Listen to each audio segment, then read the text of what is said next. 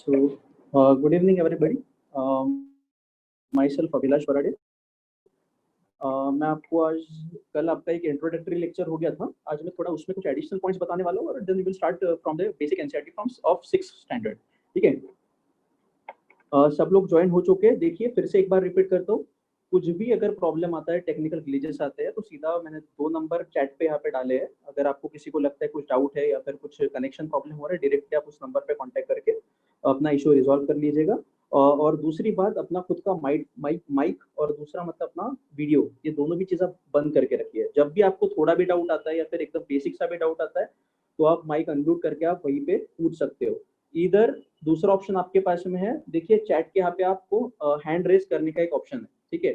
3 dot दिए गए हैं, वहाँ पे आप हैंड रेज कर सकते हैं. तो अगर कुछ भी डाउट आता है तो इधर आप चैट पे कुछ मुझे बताइएगा, नहीं तो फिर आप अपना माइक अनम्यूट करके मुझे उसी टाइम आप बता सकते हैं कि आपको स्पेसिफिकली क्या डाउट है. So I will resolve that doubt at the moment. Okay, तो शुरू करते हैं आज का लेक्चर.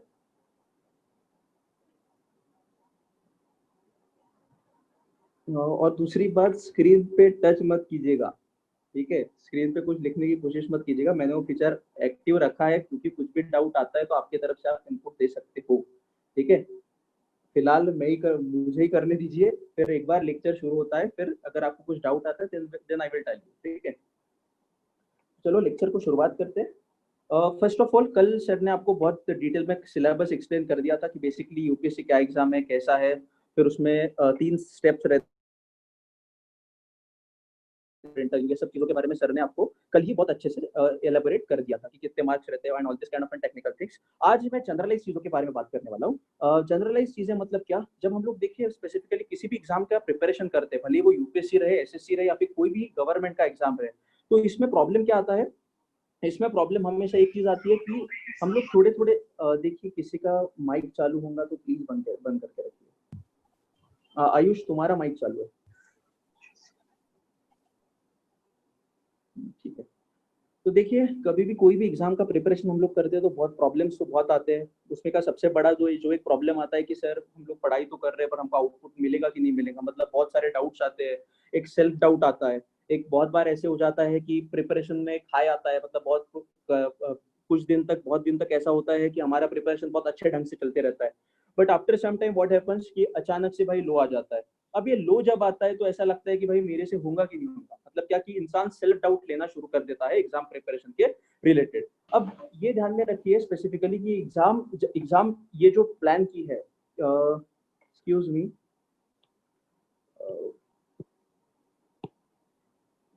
ये प्लीज कोई भी अगर ये कर रहा है तो मत कीजिएगा. Just don't draw on the screen. Screen पे ड्राइंग मत कीजिए, नहीं तो फिर निकाल दिए जाएंगे. वो पता है, सर को पता है कौन कर रहा है कौन नहीं कर रहा है. ये देखिए बच्चों, ये काम किया है मैंने. ठीक है, ऐसी बात नहीं है. I am not new to this. ठीक है, जस्ट डोंट डू दिस. ठीक है. तो देखिए 4 चीजें बहुत इंपॉर्टेंट रहती है इस एग्जाम में. पहला तो है हार्ड वर्क. ठीक है, अब हार्ड वर्क के बारे में हमको अपने को आप लोगों को बताने की कुछ जरूरत तो नहीं है ज्यादा. हार्ड वर्क बेसिकली क्या रहता है कि आपको कंटिन्यूअसली डेडिकेटेड उसमें उसकी स्पेसिफिक एग्जाम के लिए आपको कंटिन्यूअसली एक अपनी तैयारी कंटिन्यूअस फेस से करना पड़ता है. अब इसमें देखिए मैंने आपको यहाँ पे मैंने डायग्राम ड्रॉ करके दिया है. इट इज एन साइनसॉइड जाए तो इसमें देखिए जब हम ऊपर जाते हैं तो ऊपर हमको हाई दिखता है. एक पॉइंट ऐसा आता है कि प्रिपरेशन बहुत अच्छी चलती रहती है, और एक पॉइंट ऐसा आता है कि जीरो हो जाती है. उससे भी फिर लो एक आता है कि जिसमें प्रिपरेशन हमारा बिल्कुल भी नहीं होता है और लगता है कि बेटा मेरे से हो पाएगा कि नहीं हो पाएगा. अब देखिए ऐसे बहुत बार होता है. और ये जो ग्राफ मैंने यहाँ पे बनाया है, ये स्पेसिफिकली ये ग्राफ ऐसा नहीं कि ये सबको लगता है, ये सिर्फ कुछ स्पेसिफिक बंदों के लिए करके. ये ग्राफ ऑलमोस्ट जिसका फर्स्ट रैंक आता है वो भी बंदा ये ग्राफ फेस करता है, जिसका लास्ट रैंक आता है वो भी बंदा फेस करता है, जिसका रैंक आता भी नहीं है वो भी बंदा ये हैंड लो फेस करता है. इवन जो बंदा प्रिपरेशन नहीं भी करते रहता है उसको भी कभी कभी लगता है कि आज मैंने बहुत पढ़ लिया, और कभी कभी ऐसा लगता है कि आज तो मेरा कुछ भी पढ़ाई नहीं हुआ है, और उससे भी ज्यादा एक डिमोटिवेशन आ जाता है कि भाई मेरे से होगा कि नहीं होगा. अब जब ये हाइज और लोज क्या रहते हैं बेसिकली प्रिपरेशन के. हाइज मतलब क्या कि ऐसे समय में हमारा पढ़ाई बहुत अच्छा होता है, मतलब भाई पूरे फैक्टर्स जो रहते हैं वो हमारे हमारे फेवर में काम करते हैं. ठीक है, पूरे फैक्टर्स मतलब क्या, घर की कंडीशन जहाँ पे तुम पढ़ाई कर रहे हो बहुत अच्छा रहता है. ठीक है, एक मोटिवेशन रहता है कि चलो भाई कुछ करना है, कुछ बनना है, तो ऑब्वियस बात है हार्ड वर्क करना पड़ेगा. तो ये सब चीजें जब एक टैंडम में हमारे सपोर्ट में खड़ी हो जाती है तब ये हमारा बहुत अच्छा पढ़ाई होता है. बट बहुत बार ऐसा होता है कि भाई कंडीशंस बहुत विपरीत बन जाते हैं. कंडीशंस बहुत निगेटिव बन जाते हैं, मतलब क्या, मान लीजिए घर का एटमॉस्फेयर अच्छा नहीं है, ठीक है, या फिर कुछ आपको जो रिसोर्सेज चाहिए वो रिसोर्सेज आपको अवेलेबल नहीं हो पा रहे हैं, तो ऐसे कंडीशन में हमको लगता है कि भाई ये सब चीजें मेरे साथ ही हो रही है, ठीक है। तो ये जो एक लो आता है हमारे प्रिपरेशन में, जनरली हमको लगता है कि हमारे साथ ही हो रहा है, बट ये हाइज एंड लोज का जो सर्कल रहता है, ये सर्कल ऑलमोस्ट सब लोगों के साथ में होता है इस प्रिपरेशन में। भले आप यूपीएससी का प्रिपरेशन करें, भले आप एसएससी का प्रिपरेशन करें, भले आप कोई भी बैंकिंग एग्जाम का प्रिपरेशन करें, this graph is applicable to all the students who are preparing for the competitive examination. अब इसमें देखिए, इसमें पहला जो फैक्टर मैं यहाँ पे बताऊंगा कि इसमें हार्डवर्क बहुत इंपॉर्टेंट रहता है। आप कभी मुझे बात कीजिए, फिर किसी भी सर के साथ में या फिर किसी भी एस्पायरेंट के साथ में अगर आप बात करते हो, तो ऑब्वियस बात है उसका पहला डिमांड क्या रहता है कि बेटा तुझे कड़ी मेहनत करनी पड़ेगी। अब मेहनत करनी पड़ेगी इसका मतलब ये नहीं होता कि आपको 24 घंटे ही मेहनत करना है करके। हमको मेहनत करना है बेटा, पर मेहनत कैसी करना है, हमको एक स्ट्रेटेजाइज तरीके से मेहनत करना है, एक प्रॉपर स्ट्रेटेजी, एक प्रॉपर प्लानिंग करके हमको मेहनत करना है।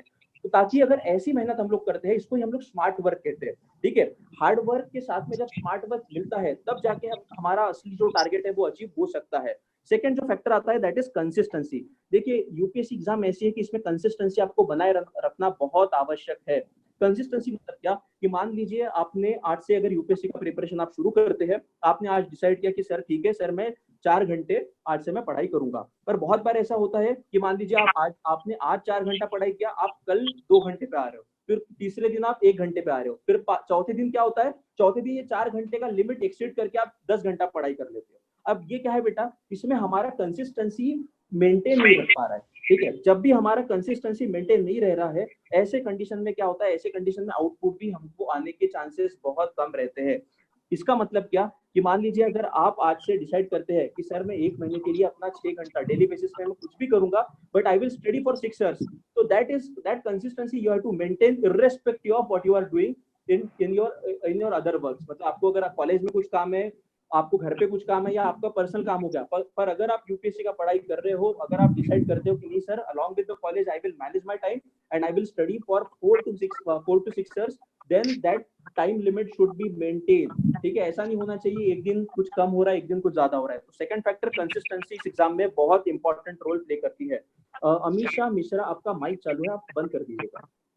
हाँ, तो तीसरा जो फैक्टर है इसमें दैट इज परसिवरेंस। परसिवरेंस को अगर मराठी में बोला जाए तो परसिवरेंस में हम लोग चिकाटी कहते हैं, ठीक है। जैसा आपने चींटी को देखा होगा, तो चींटी कैसे करती है बेटा, चींटी की जो एक, अगर चींटी का आप देखना एक लाइन में चलते हैं वो लोग, कुछ भी हो जाए, आप कितना भी उस लाइन को ब्रेक करने की कोशिश कीजिए, बाद में फिर से चींटी क्या हो जाती है, वही लाइन में अपना कंटिन्यूस पाथ, अपना जर्नी अपना चालू।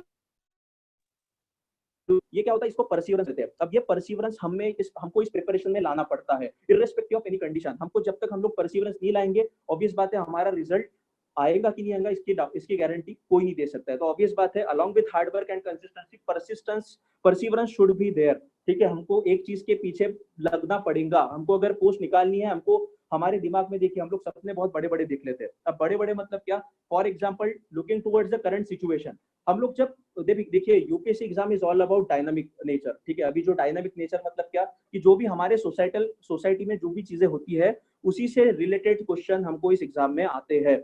ऐसा कुछ नहीं होता कि भाई बहुत बाहर से कोई मतलब अर्थ के बाहर से कुछ सवाल आ रहे करके, ठीक है, ऐसा कभी नहीं होता है। आप जो अपने सोसाइटी में देख रहे हो, जो सीख रहे हो, वही चीजों के बारे में आपको एग्जाम में पूछा जाता है। तो बेसिकली जैसा अभी मैं एग्जांपल दूं, तो आपको सबको पता है कि ऑलमोस्ट सब बंदे नागपुर से है, तो आपको पता है कि नागपुर में कौन बंदा काम कर रहा है, तुकाराम मुंडे सर, ठीक है। तुकाराम मुंडे म्यूनिसिपैलिटी कमिश्नर, वो बहुत अच्छा काम कर रहा है। वैसे कंडीशन में हमको लगता है कि नहीं सर, मतलब बहुत अच्छा काम कर रहे हैं। हम लोग देख लेते हैं कि भाई काम करने का तरीका अच्छा है, एकदम अपराइट ऑफिसर है, करप्शन बिल्कुल जीरो कर दिया है, ठीक है। और जहां जहां पे खर्चा डबल हो रहा था, वहां पे खर्चा आधा कर दिया है। अब देखिए ये सब चीजें कब आती है बेटा, जब हमको प्रिपरेशन के समय में जब हम देखते हैं कि भाई बंदे ने मेहनत कितना किया है, उसी से ये जो आउटपुट निकलता है, फिर ये बंदा बन जाता है। मतलब जो पर्सनैलिटी डेवलपमेंट है, बेसिकली वो पर्सनैलिटी डेवलपमेंट हमारे प्रिपरेशन के टाइम पे ही होता है। आज हमको जो तुकाराम मुंडे दिख रहा है, वो ऐसा नहीं है कि भाई बेटा बहुत होशियार था, बहुत टैलेंटेड था, या फिर पहले ही अटेम्प्ट में उन्होंने निकाला। उनका स्ट्रगल आपको देखना तो आप यूट्यूब पे सर्च कर सकते हैं। उनका जो स्टॉक्स करके एक प्लेटफॉर्म है, वहां पे उनका इंटरव्यू है, वहां पे उन्होंने स्पीच दिया है। तो जस्ट डू वॉच दैट कि भाई स्ट्रगल क्या रहता है, किस प्रकार से स्ट्रगल उन्होंने करके इस पोजीशन पे वो आए हैं। तो ऑब्वियस बात है उसमें परसिवरेंस का रोल बहुत ज्यादा है, जो चिकाटी बोलते हैं। एक टाइम ऐसा आया था तुकाराम मुंडे सर के प्रिपरेशन में कि उन्होंने खुद का प्रिपरेशन छोड़ दिया था, मतलब कोचिंग द स्टूडेंट्स। तो अटेम्प्ट देना चाहिए, तब वो आखिरी अटेम्प्ट में उनका रैंक आया। तो ये बहुत इंपॉर्टेंट है कि हमको इस प्रिपरेशन में परसिवरेंस रखना चाहिए, ठीक है। Fourth point is never giving up attitude, ये ध्यान में रखना, कभी भी चीजों को छोड़ मत देना, ठीक है। अगर आपने देखा, आपके दिमाग में है कि नहीं सर, जब भी मैं कोई लाल बत्ती की गाड़ी देखता हूँ तो मेरे दिमाग में लगता है कि नहीं यार, मैं वहां पे होना चाहिए किसी भी हालत में, लड़की हो लड़का हो बेटा, ये इर्रेस्पेक्टिव ऑफ द जेंडर, आपको अगर लगता है ना कि नहीं सर मुझे वहां पे होना चाहिए, मेरे में काबिलियत है, मैं वहां पे खुद को अज्यूम करता हूँ, तो ऑब्वियस बात है बेटा, आप में वैसी मेहनत भी होनी चाहिए, वो स्पेसिफिक ये भी होना चाहिए। हु इज सेइंग, कौन बोल रहा है इंग्लिश में चाहिए बेटा, पूरा crowd is not compatible with English, so I have to talk in English as well as in Hindi, ठीक है। So never giving up attitude होना चाहिए, मतलब कभी भी न छोड़ने का एटीट्यूड हमें होना ही नहीं चाहिए। तो ऑब्वियस बात है, यूपीएससी का प्रिपरेशन कर रहे हो तो देखिए, ये जो प्रिपरेशन स्टेज में जो हमारी क्वालिटीज या फिर जो हम खुद को एक पर्सनैलिटी डेवलप करते हैं, यही पर्सनैलिटी डेवलपमेंट हमको जब ऑफिसर बनने के बाद काम में आता है, ये ध्यान में रखना। तो ऑब्वियस बात है, never giving up attitude is one of the best quality of the UPSC civil servant, ये ध्यान में रखना, ठीक है। तो क्यों ये बेस्ट क्वालिटी? अब मान लीजिए कोरोना का ही केस ले लीजिए, अब हम जब सोसाइटी में देखते हैं भाई कोरोना का केस है, अब मान लीजिए आप एक जगह के क्या है डिस्ट्रिक्ट ऑफिस या फिर कुछ तो भी कलेक्टर बन गए, आप कलेक्टर बन गए, आपको एक पूरा डिस्ट्रिक्ट संभालने का है, आपको डिस्ट्रिक्ट संभालने का है, तो ऐसे कंडीशन में मुझे बताइए, कोरोना इज अ वेरी बहुत ही भयंकर बीमारी है। अब ऐसे कंडीशन में इसका कुछ इलाज नहीं है, वैक्सीन भी अवेलेबल नहीं है। अब ऐसे कंडीशन में you are the collector of district, अब आपके पास में आपको दिख रहा है कि आपके एरिया में बहुत बाहर से बहुत ज्यादा लोग आ गए हैं और उनके कारण कोरोना के केसेस बढ़ने लगे। अब ऐसे कंडीशन में आप क्या बोल दोगे? आप ये बोल दोगे क्या कि being an collector it's your responsibility to manage the district, कुछ भी हो जाए, इन एनी कंडीशन कुछ भी हो जाए। हाँ अरुण झा, क्या डाउट है आपको? Arun Jha, you have raised the hand, can you speak? Sir हाँ, मुझे जानना है कि sir are we also taking जो इस साल का एग्जाम है या वो नहीं दे रहे हैं? this batch is specifically focused on the UPSC 2021 and 2022. So अभी का जो है अक्टूबर का जो आपका एग्जाम होने वाला है उसमें नहीं है, उसमें उसका ये टारगेट नहीं है, ठीक है। Okay sir, thank you. हाँ ओके, हाँ। तो इसमें देखिए तो fourth factor never giving up attitude. अब ऑब्वियस बात है, आप कलेक्टर और डिस्ट्रिक्ट के, तो आपको कैसे भी करके वो सिचुएशन को हैंडल करना ही पड़ेगा। अब ऐसे कंडीशन में आप ये नहीं कह सकते कि नहीं सर मेरे से नहीं हो रहा है या फिर वैक्सीन अवेलेबल नहीं है and all this kind of condition, these are the excuses. देखिए, एक्सक्यूजेस अगर आप देते बैठोगे तो आप कभी भी अच्छा ऑफिसर नहीं बन पाओगे, ये ध्यान में रखना। आपको अगर ऑफिसर बनना है, आपको अगर उस पोजीशन पे जाना है, तो आपको एक्सक्यूजेस को बाजू में रखना पड़ेगा। देखिए, बहुत लोग ऐसे हैं कि जिनके पास में रिसोर्सेस अवेलेबल नहीं थे, but despite that they achieve the success in this examination, ठीक है। अब सक्सेस कैसा अचीव किया बेटा? Hard work, consistency, perseverance, never giving up attitude. कुछ भी हो जाए, कैसे भी खराब कंडीशन आ जाए, मुझे रास्ते पर क्यों ना पड़ना पड़े, पर ऐसे भी कंडीशन में जो हार नहीं मानता है बेटा, वो ही सक्सेसफुल होता है इस एग्जाम में। There are number of examples, आपको भी पता होगा कि ऐसे बहुत सारे एग्जांपल्स आपने देखे होंगे। अब आजकल तो यूट्यूब पे अगर आप जाते हो तो यूट्यूब पे सिर्फ यूपीएससी सक्सेस स्टोरीज भी आप देखते हो, तो बहुत सारे लोगों के आपको एग्जांपल्स दिखते हैं कि कैसे कैसे कंडीशन से लोग उभर के आए हैं और उन्होंने सक्सेस हासिल किया है। तो उनको खुद के साथ कंपेयर कीजिए कि भाई आप आज हमारे पास में सब चीज अवेलेबल है, आज हमारे पास में गाइडेंस अवेलेबल है, हमारे पास में पैसा अवेलेबल है, हमारे पास में रिसोर्सेस अवेलेबल है, पर उनके पास में उस समय कुछ भी नहीं था, but despite that they achieve the success. तो हम क्यों नहीं कर सकते? तो ऑब्वियस बात है, ऐसा अगर आप जिद पे लेते हो इन सब चीजों को, तो डेफिनेटली आउटपुट मिलाना बहुत आसान हो सकता है, ठीक है। And the last point is developing critical analysis. This is the most important point of the UPSC examination, ठीक है। हम लोग क्रिटिकल एनालिसिस बोलते हैं बेटा। देखो, क्रिटिकल एनालिसिस, कल ही सर ने आपको बताया कि an civil and UPSC aspirant, ठीक है, his approach should be an problem solving approach. कैसा अप्रोच होना चाहिए बेटा? Problem solving approach. देखिए, 3 शब्द बहुत इंपॉर्टेंट है। आपको जब भी यूपीएससी के मेंस के एग्जाम में एक सवाल आता है, तो आपको वहां पे भी प्रॉब्लम सॉल्विंग अप्रोच के बारे में ही बात करनी पड़ती है, भले ही सवाल कुछ भी पूछा जाए, ठीक है। सवाल में डिस्कस बोला जाए, क्रिटिकल एनालिसिस बोला जाए, ऐसे बहुत सारे टर्म्स रहते हैं जो आपको पूछे जाते हैं कि भाई ये सवाल दिया जाएगा, उसके बारे में आपको डिस्कस कीजिए। बट अल्टीमेट एम हर सवाल का क्या रहता है बेटा? कि स्पेसिफिक बंदा जो भी एस्पायरेंट है, उसका प्रॉब्लम सॉल्विंग अप्रोच कितना तगड़ा है, ये एग्जाम देखती है बेटा, ये ध्यान में रखना, ठीक है। अब ये प्रॉब्लम सॉल्विंग अप्रोच मतलब क्या? कि मान लीजिए आपको कोई भी अगर इशू आपके सामने आता है, तो आपका काम क्या होना चाहिए बेटा? अब जैसा कोरोना का केस आपके सामने आया, अब कोरोना का केस आपको आपके सामने आता है तो आपने कोरोना का पॉजिटिव साइड देखना चाहिए, कोरोना का निगेटिव साइड देखना चाहिए, ठीक है। दोनों भी साइड को अंडरस्टैंड करने के बाद फिर हमने क्या देना चाहिए बेटा, सोल्यूशन देना चाहिए। ध्यान में रखिए, positive side, negative aspect and along after that solution. देखिए जो भी सोल्यूशन देता है, सोल्यूशन अगर आप देते हैं मतलब क्या है, you are showing to the next person that you have the capability to become an officer। Officer क्या होता है बेटा, ऑफिसर और सामान्य इंसान, कॉमन आदमी और ऑफिसर में सबसे बड़ा फर्क ये होता है कि कॉमन इंसान क्रिटिसाइज करता है गवर्नमेंट को, ये ध्यान में रखना, सिर्फ क्रिटिसिज्म करता है। मतलब क्या, उसको टोकता है। जैसा मान लीजिए अभी हमको दिख रहा है कि बहुत सारे स्टेट गवर्नमेंट्स के हाथ के बाहर की सिचुएशन हो गई है कोरोना के कारण, तो ऐसे कंडीशन में कॉमन इंसान क्या बोलता है कि नहीं भाई सरकार काम नहीं कर रही, ये नहीं हो रहा, वो नहीं हो रहा। But being an officer, being an budding officer, what should we think, हमारा अप्रोच कैसा होना चाहिए, हमने ये सोचना चाहिए कि नहीं यार क्रिटिसिज्म करो, ठीक है, गुड क्रिटिसिज्म इज एक्सेप्टेड, ठीक है, क्रिटिसिज्म करना चाहिए, but along with criticism we should show the positive side, positive side भी हमको देखना चाहिए। और उसके साथ में जो आपने क्रिटिसिज्म किया उसके लिए जो भी सोल्यूशन आपको देना है वो सोल्यूशन आप वहां पे लिख सकते हो। ये सोल्यूशन जब आप देते हो ना तो you become different from the common person, ठीक है। क्यों? क्योंकि कॉमन पर्सन सिर्फ क्रिटिसाइज कर रहा है, but you along with criticism you are providing a solution to the problem and that's the attitude of an civil servant। ये ध्यान में रखना। अब ये डेवलपिंग क्रिटिकल एनालिसिस बेसिकली क्या है, ठीक है। अब डेवलपिंग क्रिटिकल एनालिसिस मतलब क्या, कि कोई भी चीज के तरफ जब हम लोग देखते हैं या फिर जब when we talk about any specific subject, उसके all multiple dimensions we should know all the multiple dimensions। मतलब ऐसा नहीं होना चाहिए कि भाई एक ही टॉपिक है और आप एक ही टॉपिक को एक ही डायमेंशन से देख रहे हो, ठीक है। अब बहुत बार ऐसा होता है कि कोई केस हमारे सामने आ जाता है, ठीक है, नंबर ऑफ टाइम्स ऐसा होता है कि कोई केस हमारे सामने आता है, हम लोग सिर्फ उसको एक ही डायमेंशन से देखते रहते हैं, बट हम लोग मल्टीपल डायमेंशन हम लोग नहीं देखते हैं। अगर इसका एक बेस्ट एग्जांपल दूं तो आपको आज का ही न्यूज आपको पता होगा, आज का सबसे बड़ा न्यूज क्या हो गया है। हाँ असूस क्या प्रॉब्लम है, हैंड रेस किया किसी ने, हाँ बोलिए श्रुतिका, आपने कुछ डाउट है आपको? देखिए डाउट है तो बोलिए, माइक अनम्यूट कीजिए और बोलिएगा, नहीं है तो नहीं बोल दीजिए। डाउट है, ठीक है कंटिन्यू करता हूँ। डाउट रहता है तो आप चैट पे बता दीजिएगा, ठीक है, I will try to resolve it. तो take the example of today's only, ठीक है।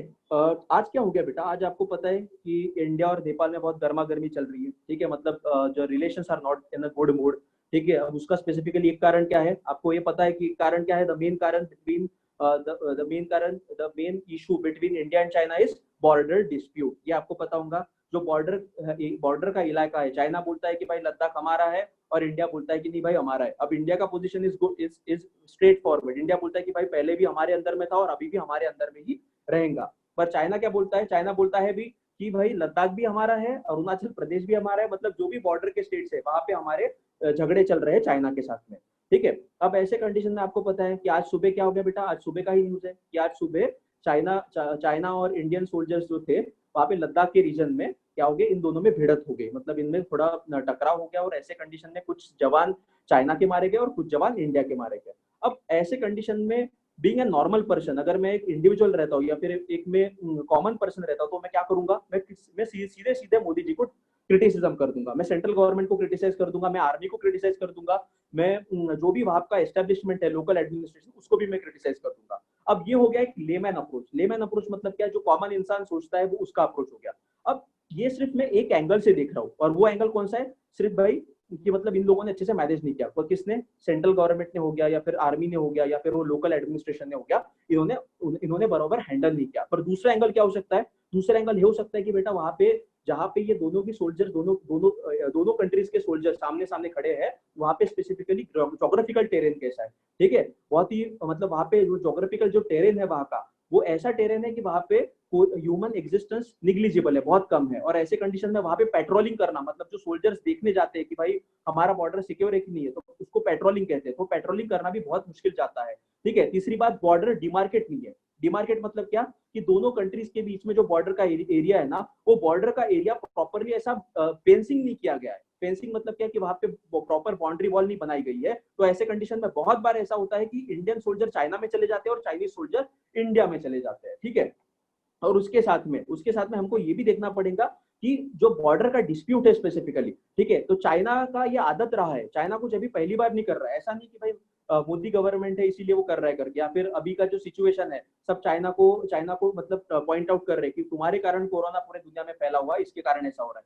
ये कारण हो सकता है, पर इसके भी पहले क्या हो सकता है बेटा, कि इसके भी पहले ऐसे केसेस बहुत बार हो चुके हैं कि जहाँ पे चाइना हमारे अंदर, हमारे टेरिटरी के अंदर में आके उसने अपना टेरिटरी कैप्चर भी कर चुका है। तो ऑब्वियस बात है, जब भी हम स्पेसिफिक इंसिडेंट की तरफ देखते हैं, भले वो अभी इंडिया चाइना का सिचुएशन का क्यों ना रहे, ऐसे भी कंडीशन में हमको प्रॉपर अलग अलग डायमेंशन से सोचना पड़ता है कि बेसिकली क्या हो सकता है, क्या नहीं हो सकता है, उसका पॉजिटिव क्या हो सकता है, उसका निगेटिव। अब ऑब्वियस बात है, ये इंडिया चाइना का जो अभी डिस्प्यूट चल रहा है, इसके कारण पॉजिटिव तो इंडिया के लिए कुछ नहीं है, ठीक है, बट एक पॉजिटिव ऐसा भी हो सकता है कि भाई देखो, पूरे दुनिया वालों को अभी दिख रहा है कि किस प्रकार से चाइना इंडिया की टेरिटरी को हड़प करने की कोशिश कर रहा है। अब ये चाइना सिर्फ इंडिया की टेरिटरी को हड़प नहीं कर रहा है, ये ऑलमोस्ट उसके जो भी नेबर्स है, इवन पाकिस्तान, उसका बहुत अच्छा फ्रेंड बोलता है वो पाकिस्तान को, पर उसके भी साथ में उसका बॉर्डर डिस्प्यूट है। तो ये हमको दिखाता है कि ऐसे थोड़े डायमेंशंस अगर हम लोग देखते हैं तो इसको ही हम लोग बोलते हैं critical analysis of any situation, ठीक है। तो ऐसा हमको अप्रोच इस एग्जाम में बनाना पड़ेगा। Step by step we will be teaching this. अभी मैं सिर्फ आपको पर्सपेक्टिव बता रहा हूँ कि बेसिकली एग्जाम डिमांड क्या करती है, ठीक है। Moving towards the next topic. हाँ, अब देखिए, these are the these 11 things I will be telling you related to the exam। अब ये स्पेसिफिकली ये बहुत मोस्ट इंपॉर्टेंट चीज है, और ये जनरली सबको डाउट रहता है, मतलब जो भी बंदा यूपीएससी का प्रिपरेशन करता है बेटा, उसके दिमाग में डाउट आता ही है कि सर ये स्पेसिफिक चीजों का रिसोर्सेज कैसे करना है, कौन सी बुक पढ़ना है, क्या पढ़ना है, कहाँ से पढ़ना है, न्यूज़पेपर कैसे पढ़ना है। बहुत बार ऐसे हो जाता है कि बंदा एक बार न्यूज़पेपर लेके बैठता है तो दिन भर न्यूज़पेपर ही पढ़ते रहता है। तब ऐसे कंडीशन में अगर न्यूज़पेपर ही पढ़ना है तो बाकी रेफरेंस बुक फिर काय के लेती है, ऐसा बहुत बार होता है, ठीक है। तो ऐसे सिचुएशंस हमारे सामने बहुत बार आते हैं। तो ये डाउट्स जो है, इसको हम लोग एक डीमिस्टिफाई करेंगे कि बेसिकली हाउ टू, मतलब ये सब चीजों को टैकल कैसे करने का। तो देखिए, पहला जो डाउट हमेशा आता है कि बच्चे क्या करते हैं, स्ट्रेटेजी नहीं बनाते हैं, ठीक है। यहाँ पे देखिए, make a strategy with proper vision in mind. देखिए, ये ध्यान में रखना, ये आप यहाँ पे मैंने बोर्ड यहाँ पे लगाया है।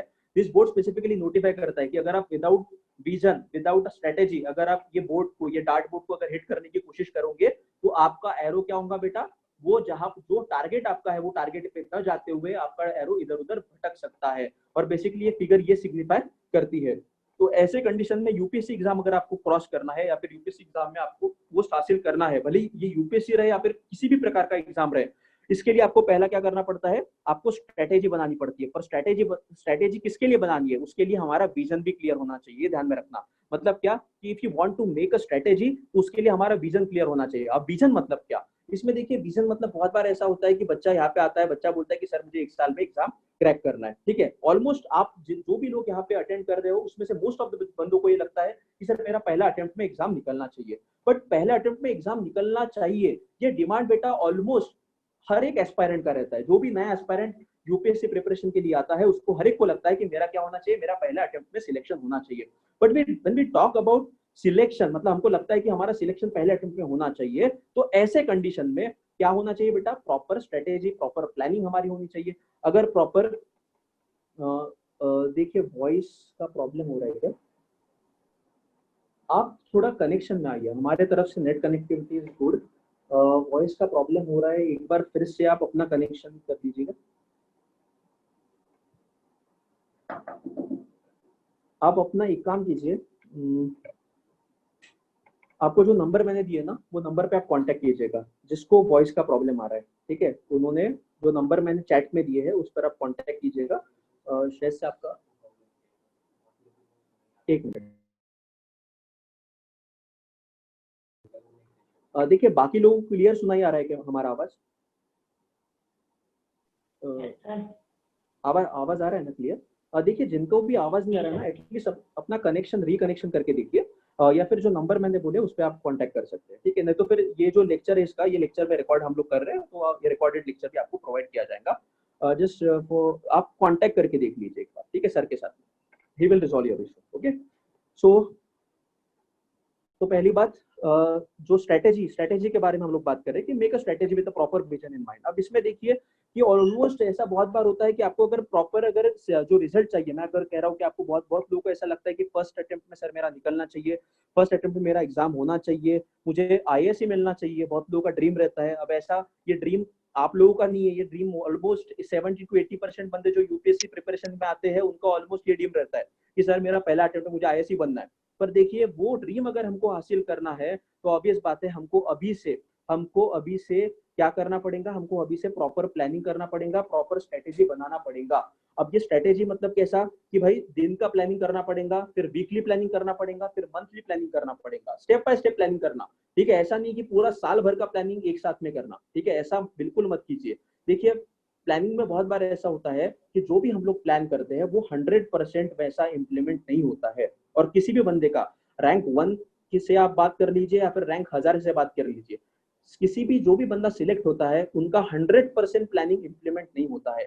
हमारा टारगेट क्या होना चाहिए बेटा, जब भी हम लोग कुछ प्लान करते हैं ना, तो उस प्लानिंग का एटलीस्ट 60 to 70% तो भी हमारा प्लान क्या होना चाहिए, इंप्लीमेंट होना चाहिए। ये ध्यान में रखिए, 60 to 70% प्लान हमारा प्लानिंग इंप्लीमेंट होना चाहिए। अगर इतना भी होता है तो भी सफिशियंट है। बहुत बार ऐसा होगा कि मान लीजिए अगर आज अगर आप शाम को प्लान करते हैं कि बेटा कि मैं आने वाले एक हफ्ते में सर ऐसा ऐसा पढ़ूंगा। अब ऐसे कंडीशन में ऐसा भी हो सकता है कि इनिशियली आपका 60 to 70% नहीं, सिर्फ 40 to 50% प्लानिंग इंप्लीमेंट हो, but that is also good. देखिए 40 to 50% भी अगर आपका प्लानिंग इंप्लीमेंट होता है बेटा, बहुत बड़ा अचीवमेंट है इस लेवल पे। ठीक है, ये ध्यान में रखना, कभी भी खुद को डीमोटिवेट नहीं करना कि नहीं सर मैं इतना प्लान कर रहा हूँ पर मेरा हो ही नहीं रहा है। बेटा तुम्हारा शुरुआत है, देखो शुरुआत हमेशा आराम से करना चाहिए। ऐसा नहीं कि भाई घाई गड़बड़ी में अगर आप चीजें करोगे तो आपको प्रॉपर आउटपुट नहीं मिलेगा।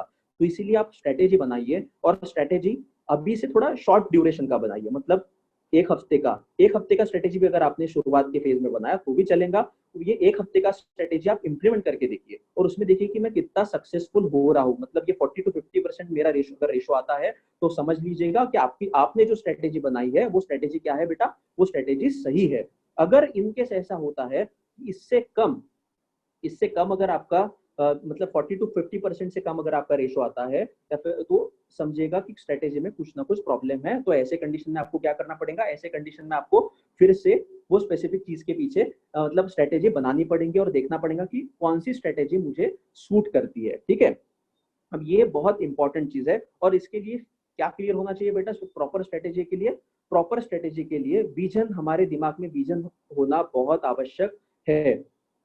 विश्वदीप आप सर से बात कीजिए, आप कांटेक्ट करके सर से बात कीजिए क्योंकि बाकी लोगों को आवाज आ रहा है।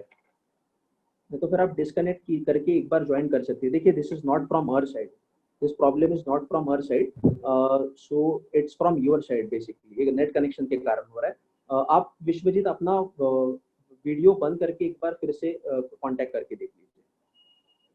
हाँ, तो प्रॉपर विजन मतलब क्या बेटा, प्रॉपर विजन मतलब 1 साल में करना है, 2 साल में करना है, 3 साल में करना है, बट मैक्स टू मैक्स मैं कहता हूँ कि 2 से 3 attempt is sufficient to crack the examination. But हमारा अप्रोच कैसा होना चाहिए, हमारा अप्रोच पहला अटेम्प्ट वाला ही होना चाहिए।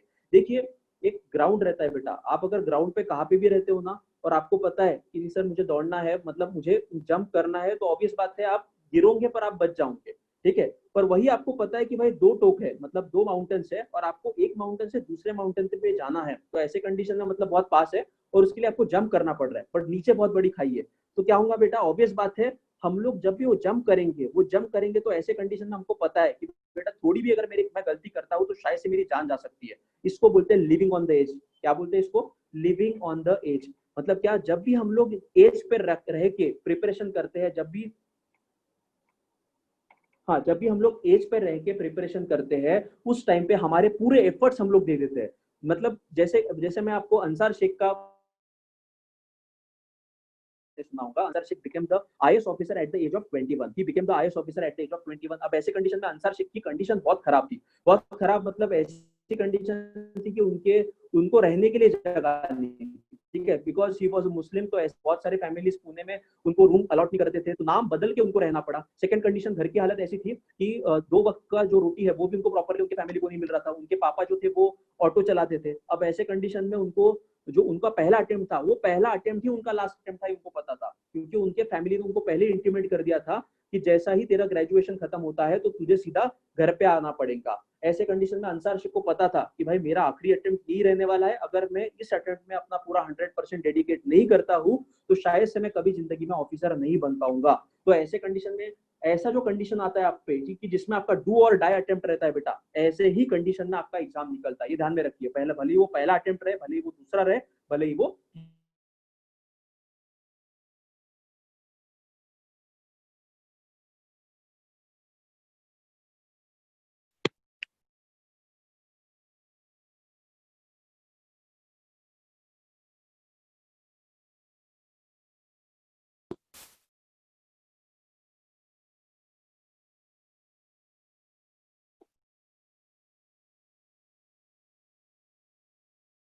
ऐसा चिल रहना चाहिए। ऐसा नहीं होना चाहिए कि बीच में है और बीच में आते आते क्या हो गया भाई पूरा, अगर ये थकान अगर आ जाती है तो ऑब्वियस बात है डेस्टिनेशन बहुत लंबा है बेटा, ये ध्यान में रखिए। अब देखिए ये जो बंदा है ये यूपीएससी एस्पायरेंट है, हंस रहा है, ठीक है।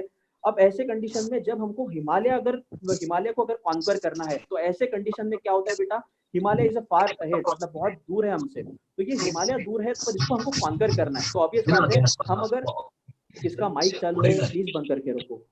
सूरज Barode अपो F1 please, mic mic. हाँ देखो मैंने सबके माइक म्यूट कर दिए मेरे तरफ से, अगर किसी को डाउट आता है तो हैंड रेस कीजिए, नहीं तो फिर ये कीजिए, कमेंट कीजिए, ठीक है। हाँ हाँ तो देखिए if you want to conquer the Himalaya, तो ऐसे कंडीशन में बेटा बहुत बार ऐसा होता है, this exam is like a Himalaya, ये ध्यान में रखना, ठीक है। अब हम लोगों को बहुत सोसाइटी वाले बहुत डराते हैं कि नहीं बेटा हो नहीं पाएगा, बहुत कम बच्चे होते हैं, बहुत कम बच्चों का सिलेक्शन होता है, तो ये सब हमारे अगल बगल में जो लोग रहते हैं हमको डराते रहते हैं। अब इसमें भी क्या होता है, बहुत बार ऐसा होता है कि हम लोग भी सिर्फ हिमालय की तरफ देखते रहते हैं, हम लोग सिर्फ हिमालय की तरफ देख के क्या होता है कि भाई बहुत बड़ा है, बहुत बड़ा है, बहुत बड़ा है। अब ऑब्वियस बात है बेटा वो हिमालय है, अगर उसको आपको कॉन्कर करना है तो आपको उसको पहले देखना तो पड़ेगा, पर अगर आप जिंदगी भर उसकी तरफ देखते रहोगे ना तो आपके मन में हमेशा के लिए एक जो रहता ना कमी में रहेगा कि यार शायद से अगर मैं ट्राई करता तो मैं हो सकता था। तो इसमें देखिए जब भी कोई बंदे को अगर हिमालय में, अगर एक्चुअल लाइफ में जब उसको हिमालय कॉन्कर करने जाना पड़ता है तो उसमें क्या होता है बेटा, वो ऐसा नहीं कि वो एक स्टेप से निकलता है और एकदम फाइनल स्टेप पे चले जाता है, ठीक है। अरे अब तो करवा लो टर्म लाइफ इंश्योरेंस अरे पॉलिसी कौन है बाजार बेटा, डॉट कॉम कौन से। है। महंगा नहीं है पॉलिसी। हाँ तो देखिए इसमें क्या होता है, जब भी अगर बंदे को हिमालय कॉन्कर करना है तो ऐसे कंडीशन में ऐसा नहीं होता है कि भाई वो नेपाल में चले जाता है और नेपाल में जाने के बाद में सीधा क्या होता है, वो सीधा हिमालय पे चले जाता है, ऐसा कभी नहीं होता है, ठीक है। पहला वो नेपाल में जाता है, वहां के बेस लोकेशन पे जाता है, फिर उस बेस लोकेशन से दूसरे बेस लोकेशन पे जाता है, बेस 1, बेस 2, बेस 3, बेस 4, ये step 1, step 2, step 3, step 4 is equal to base 1, base 2, base 3, base 4, ठीक है। मतलब अलग अलग ये हाइट पे अलग अलग बेसिस उन्होंने बनाए हैं कि वहां पे आपको पहले जाना पड़ता है, फिर उसके बाद में वहां पे आपको प्रिपरेशन करना पड़ता है, फिर सेकंड स्टेप पे जाना पड़ता है, फिर थर्ड स्टेप पे जाना पड़ता है, फिर फोर्थ पे जाना पड़ता है, और फिर बेटा आपको हिमालय का जो पॉइंट रहता है, जो उसका ये पॉइंटेड है, वहां पे आपको फिर आखिरी में फाइनल डेस्टिनेशन पे आप पहुंच जाते हो। यही स्टेप आपको कहाँ पे लगानी है बेटा, यूपीएससी प्रिपरेशन में लगानी है। हमको सिर्फ यूपीएससी के पोस्ट की तरफ नहीं देखना है, हमको ये नहीं देखना कि भाई बहुत कठिन एग्जाम है, बहुत ही स्ट्रगल करना पड़ता है, ये सब चीजों के लिए हमको नहीं देखना है। देखिए आज के टाइम पे एक भी एग्जाम ऐसा नहीं है कि जिसमें आपको स्ट्रगल नहीं करना है, ठीक है। आप अगर साधा बैंक का भी अगर क्लरिकल का भी अगर प्रिपरेशन करते हो तो उसमें भी बहुत स्ट्रगल आपको करना पड़ता है, तो क्यों ना बड़ी चीज के लिए करे बेटा, ठीक है। अब इसमें क्या होता है, इसमें हमको देखिए स्टेप 1 हमारा पहला टारगेट क्या रहना चाहिए कि ठीक है बेटा यूपीएससी का प्रिपरेशन कर रहे हैं ना, तो स्टेप 1 क्या है हमारा, स्टेप 1 है कि हमारा एनसीईआरटी का प्रिपरेशन अच्छे से होना चाहिए। जो अभी हम लोग शुरुआत करने वाले हैं एनसीईआरटी पढ़ाने के लिए, वो स्टेप 1 होना चाहिए। स्टेप 2 क्या होना चाहिए बेटा, स्टेप 2 होना चाहिए ठीक है बेटा मेरा एनसीईआरटी का प्रिपरेशन हो गया, अब एनसीईआरटी का प्रिपरेशन के बाद में I will move towards the reference books, ठीक है। फिर स्टेप 2 का आपको थोड़ा नॉलेज मिल गया। स्टेप 3 क्या होना चाहिए, स्टेप 3 होना चाहिए आंसर राइटिंग, कि ठीक है बेटा अभी मुझे नॉलेज तो मिल गया पर अभी मुझे क्या करना है, अभी मुझे आंसर राइटिंग भी करना है अलॉन्ग विद द नॉलेज। मतलब ऐसा नहीं कि आपको कंप्लीट नॉलेज एक ही टाइम में मिल जाएगा, ठीक है, आपको धीरे धीरे नॉलेज मिलेगा। पर स्टेप 3 में क्या होगा, स्टेप 3 में आपको कंप्लीट जो एक 50 to 60% नॉलेज आपको गेन हो जाएगा, और ऐसे कंडीशन में आप क्या कर सकते हो बेटा, आंसर राइटिंग की शुरुआत कर सकते हो, ठीक है। फिर आंसर राइटिंग एक बार होता है तो स्टेप 4 क्या है, स्टेप 4 फिर जो पूरा टेस्ट सीरीज वगैरह का एक सर्कल रहता है, वो स्टेप 4 में आप टेस्ट सीरीज देके खुद का कॉन्फिडेंस गेन करवा सकते हो, मतलब खुद का कॉन्फिडेंस बढ़ा सकते हो। देखिए टेस्ट सीरीज ये बहुत क्रूशियल एस्पेक्ट है यूपीएससी एग्जाम प्रिपरेशन का, ठीक है। और ये टेस्ट सीरीज आप जितने ज्यादा दोगे उतना आपका कॉन्फिडेंस बढ़ता है, क्योंकि आपको उसी माहौल में आपको वहां पे जाके पेपर लिखना पड़ता है, फिर भले ही वो आंसर राइटिंग का हो या फिर प्रीलिम्स के एग्जाम का हो। तो ये 4 स्टेप में अगर आप डिवाइड करते हो आपके प्रिपरेशन को, तो अपने आप आपको ये एग्जाम बहुत आसान लगती है। और जो बेटा फाइनल डेस्टिनेशन है, ये फाइनल डेस्टिनेशन आप इस यहाँ तक पहुंच सकते हो। It is N peak for us, ठीक है। फाइनल डेस्टिनेशन मतलब अपना मूवी वाला विचार मत करना कि नहीं सर फाइनल डेस्टिनेशन तो मूवी का नाम है, उसमें तो बहुत लोग मर गए थे, ऐसा नहीं होता बेटा। ऑलवेज बी ऑप्टिमिस्टिक, ये ध्यान में रखना। Always be optimistic irrespective of any condition in the life, we should be optimistic. और यूपीएससी एग्जाम आपको ये बनाता है बेटा, आपको ऑप्टिमिस्टिक कैसे रहना चाहिए, आपको कॉन्फिडेंस कैसे गेन करना चाहिए, इन सब चीजों के बारे में यूपीएससी एग्जाम आपको गाइड करता है। Moving towards the next point, अब देखिए, having vision is dreaming with your eyes open, ये ध्यान में रखना। This is also an statement given by doctor APJ Abdul Kalam.